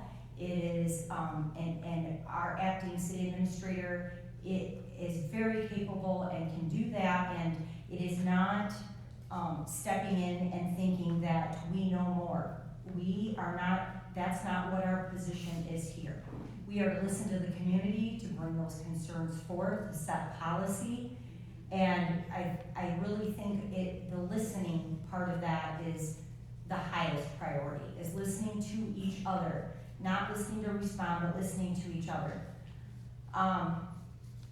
One thing that we're definitely hearing is that community, we are the voice of the community as the commission, but are we really listening to the community? We have failed. And that is where we really need to listen to the community. We need to be we are a part of this community, but we need to be with the community, and we all need to start working together. And that is setting egos aside, setting agendas aside, and really looking out for what is the best for this community. I believe in this community. I moved back here 22 years ago because I loved Adrian that much, and I still love Adrian that much. It breaks my heart to see what is happening in Adrian and the division that is happening. And I know there's division going on in the state of Michigan, there's division going on federally, there's division everywhere. It is definitely an epidemic, but we can stop it because we have people that just moved here. We have people that have been here for a long time that are invested. It doesn't matter if you just got here, or it doesn't matter if your family's lived here for many, many years. Everybody that moves here that I've ever met or that lives here is passionate about this community, and that's why we choose to stay. And we need to remember, we all have the same goal. The same goal is to make Adrian better and to make it a great place to work, live, play, thrive. But we've got to start listening and working together. That means we're not always going to be yes people up here. We're not always going to be saying yes. to each other. But we have to learn to be respectful, and we have to learn to agree to disagree. Some of these community leaders that I've met with recently, we haven't agreed on things. But it doesn't mean I'm not willing to listen. It doesn't mean they're not willing to listen. We've had great conversation, and I definitely did not always vote the way they wanted me to vote on things. I can guarantee you that. And that's where I think we really need to come together. I'm gonna make it my personal mission to meet personally with all the commissioners on a more regular basis. I call a lot of you, we talk on the phone, but it's not been regular, it's not been consistent, and I will take full blame for that. I will take the fault for that. I'm fine with that. It's my fault that I do take the blame that some part of what this commission has fallen apart. But I'm going to also take that initiative to try to meet with each of you and on a regular basis, and let's get to a spot where we can work better for the city together. I'm also going to reinstate mayor hours over at City Hall, and it's going to be a time like that is after work that people can come in, and it won't, so if you are a working person, I'm gonna try to not interfere with that, because I know that that's not always convenient to people if it's in the middle of the day. And my door is gonna be open to hear your concerns, to hear your ideas. We need to start working together, because we are getting nowhere divided, nowhere. We're going backwards, and we have to work together. And that means listening, and that means, you know, thinking about that person, what they said. Maybe you don't still agree with it, but really take to heart what they said and trying to apply that and saying back to them, well, I don't agree with that, but saying it in a respectful tone. Like, we are a good people in our community. We are. And it's there in all of us, but we are not showing it right now. Social media doesn't help. I'm well aware of that. But we are not showing it. We are not showing love to one another. It's one of the first commandments, love one another. We are not showing that. We're not showing it on this commission. We're not showing it to each other in our community. And it's not okay. Because we are going to get worse. Excuse me. But we are going to only disintegrate further. And like I said, I will take fault for some of that. I will. But I'm going to try to do better. And I just think we really need to come together more. And I'm asking the commission and the citizens to hold me accountable to that. Hold me accountable to meeting with you. Hold me accountable to being available. Because I care deeply and passionately, as everybody does in this entire room. I do not think I care more passionately than any single person in here. Every single person sitting in here cares as passionately as I do, I'm sure of it. But we have to start listening to each other, and we have to start working together.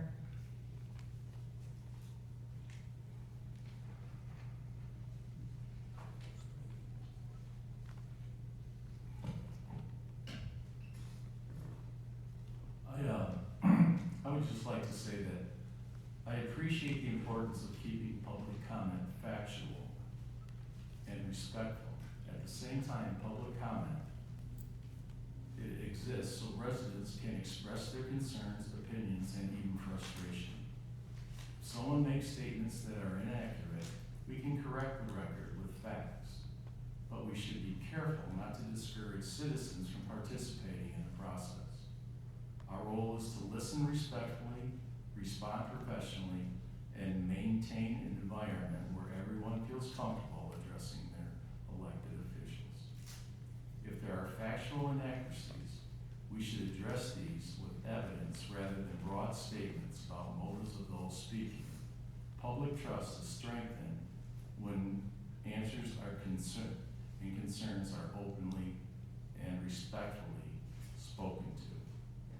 As a commissioner, I'm concerned for all stakeholders, as I believe what the whole commission is. I think the citizens, we care whether they have plain pockets, deep pockets, pockets or hole in their pockets, are important. They deserve to be heard and treated with dignity and respect. We follow Robert's Rules of Order. Part of Robert's Rules of Order is to respect and respond with facts, not criticism or comment about people. I'd also like to address the tunnel.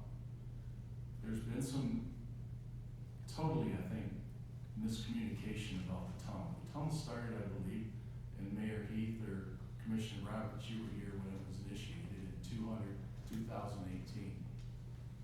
And it's been called from us as commissioners as a crumbling tunnel, a tunnel that goes to nowhere, a tunnel that no one wants. And I think that we need to be factual. The purpose of the tunnel was designed to connect the west side and the east side with a safe route.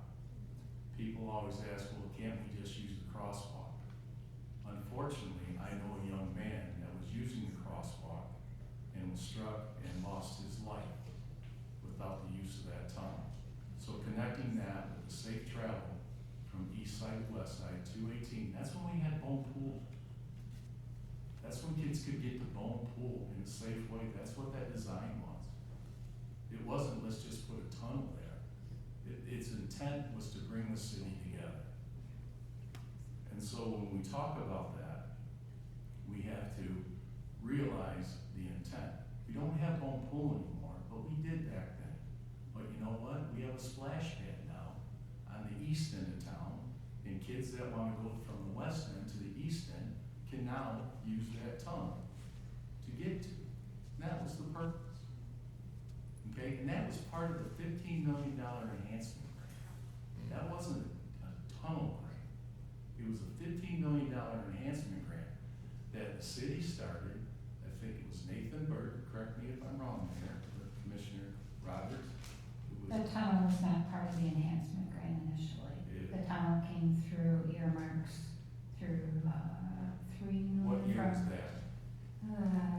Right as I got here, 2018, there were two earmarks, one for $3 million, one for 3.5. Okay, thank you for that correction. That tunnel came. That was a while ago, so correct me if I'm wrong on that. No, that's what I said. But I'm pretty sure it was like 2000. So the tunnel came as part of that, and when we're talking about the tunnel, that's part of the enhancement grant or the earmark grant that it came from, and its purpose was for Winter Street development, for the town square development, and for Blake development. Commissioner Kevin Martis from the County Commission put out a nice thing. I posted it on my elect Mayor Schwartz page and on my personal Facebook page about what monies can be used for the tunnel and what can't. And we had a gentleman here speak I can't even say it because I'm not articulate, about the importance of that and the drastic changes made. Yes, we've had a death. We've had catastrophic injury. The intent of the tunnel is not to make everybody mad. And if we go back and we look at the votes, I think everybody, I came in 2023, I think with Commissioner Benke at that time. And all of those purchases of land for Winter Street and all that were approved by this commission. It wasn't by somebody else that just decided this was going to be. And so I think when we look at the tunnel, we look at the whole grasp. Its intent is to bring the community together, intent to improve Winter Street, to clean up the Gleason, and to build Town Square. It's not the tunnel project. It's an enhancement grant for the city of Adrian. And so as soon as we realize it's broad and that we've all voted, well, I can't say about Commissioner Cheshire or Commissioner Zeit or we all voted for all those things. Those things passed with the commission in open meetings. And so to sit and criticize now because of public opinions, I think we need to be introspective and reflect on how we voted. And our actions have spoken much more than our words.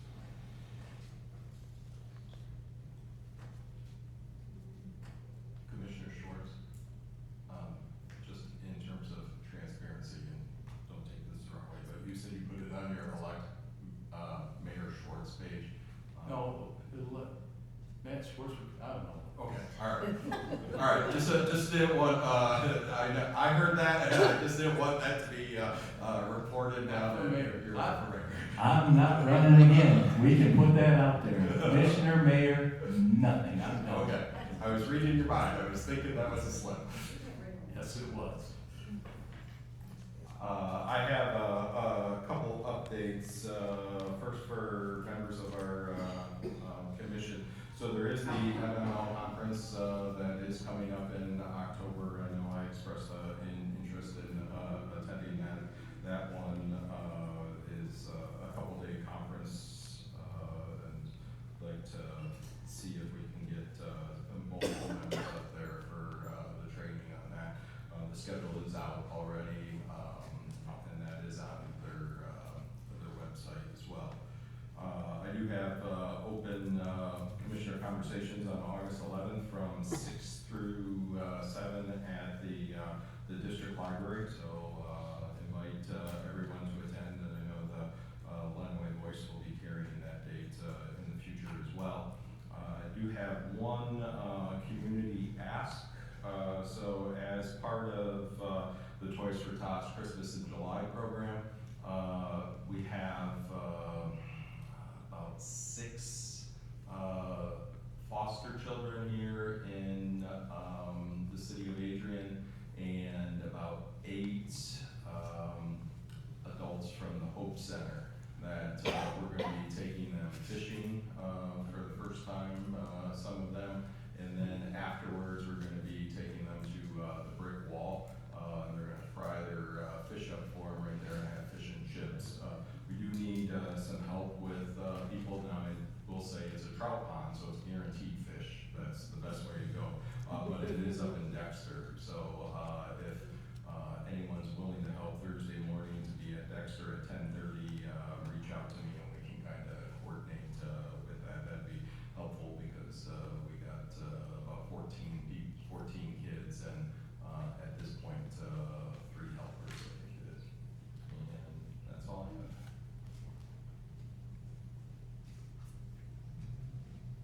Just a couple of things. I know we talked a lot about how, we're dysfunctional. I just want to state for our city staff, I see you. I see the work that you do. Things are moving along. They may not be moving along as quickly as other things, but we are moving. They are coming to work every day, and they are working extra hours. They are doing a bang-up job. We heard some kudos tonight from our city residents, so thank you. Especially, we have the sculptures in place now. They look wonderful. We have benches downtown getting repaired. Amazing. They've been asking for that for years. Our MISHDA Housing Assistance Grant got submitted. Hopefully we'll hear soon on that. So, yeah. I appreciate all the work that the city staff is doing. I had a conversation with MML last week about water infrastructure and the communities that received funding through the next state budget. And she was able to give me a list of the communities that were successful in getting grant funds through the state. And so I will be reaching out to those communities, working with our city administrator on specific questions to ask. There sounds like there's only one of the communities out of the 4, very, very competitive bidding for getting into state funding, just so everyone knows. Only 4 communities. Only one of them is specific to drinking water upgrades, so I'm really curious to hear from that community what exactly they asked for, what were their issues, and hopefully we'll get some information so that maybe we can work with our state representatives and get a request in there for anything we might need in the future.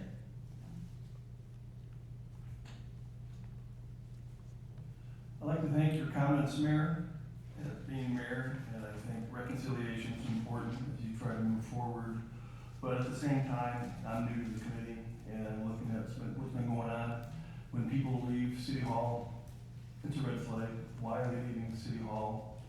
I I gave a memo, I know we got a memo from the acting city manager that, a recent email that said that Dan Black received $12,000 in increased pay, where the only memo he ever got was, I sent to everybody, and this acting city manager was April 7th, 2026, from Heather Lasky, where it was, the stipend was $7,700 basically, and, now I'd like to talk to Dan Black. I guess there was an increase somehow, but he never got any notification. So I would like to know the input, who changed it from this documentation I have, they gave to the city, what caused the increase, and could have this done earlier to avoid him going to the city of Tecumseh. So, he was never aware. I mean, he did try to talk to the acting city manager about that, but he said his hands were tied. But I asked the city manager if he ever read the city charter, and he said he has not read the city charter. And so the city charter says that the acting city manager has the same vested powers as the city manager. So he could have made some changes if he wanted to. I've asked, what is the firing process in the city for employees that are not working properly, or not pulling their weight? I'm still waiting to hear that. And also on another note, I would like to work with Commissioner Roberts, because I think the mayor, I presented this to the acting mayor last meeting. I think we should start a task force and find a water solution, build up the city and commissioners, city employees, and the city itself to find a solution and what our options are. I think that would be a good step forward if you would appoint a task force, and I'd be willing to serve on it. And I just want to thank that everybody on here, we all want to make Adrian a better place. This afternoon, I had a nice chat with Commissioner Chester in my office. We got to know a little bit each other. I talked to Matt Schwartz, and I go to Commissioner Zach's restaurant. I try to do that. She has good subs. And Zach, I'm sorry. Zach, sorry. My eyes are bad. So, and I will work on communicating more with Commissioner Roberts and Benke. But I think we all have our hearts. We want to make Adrian a better place.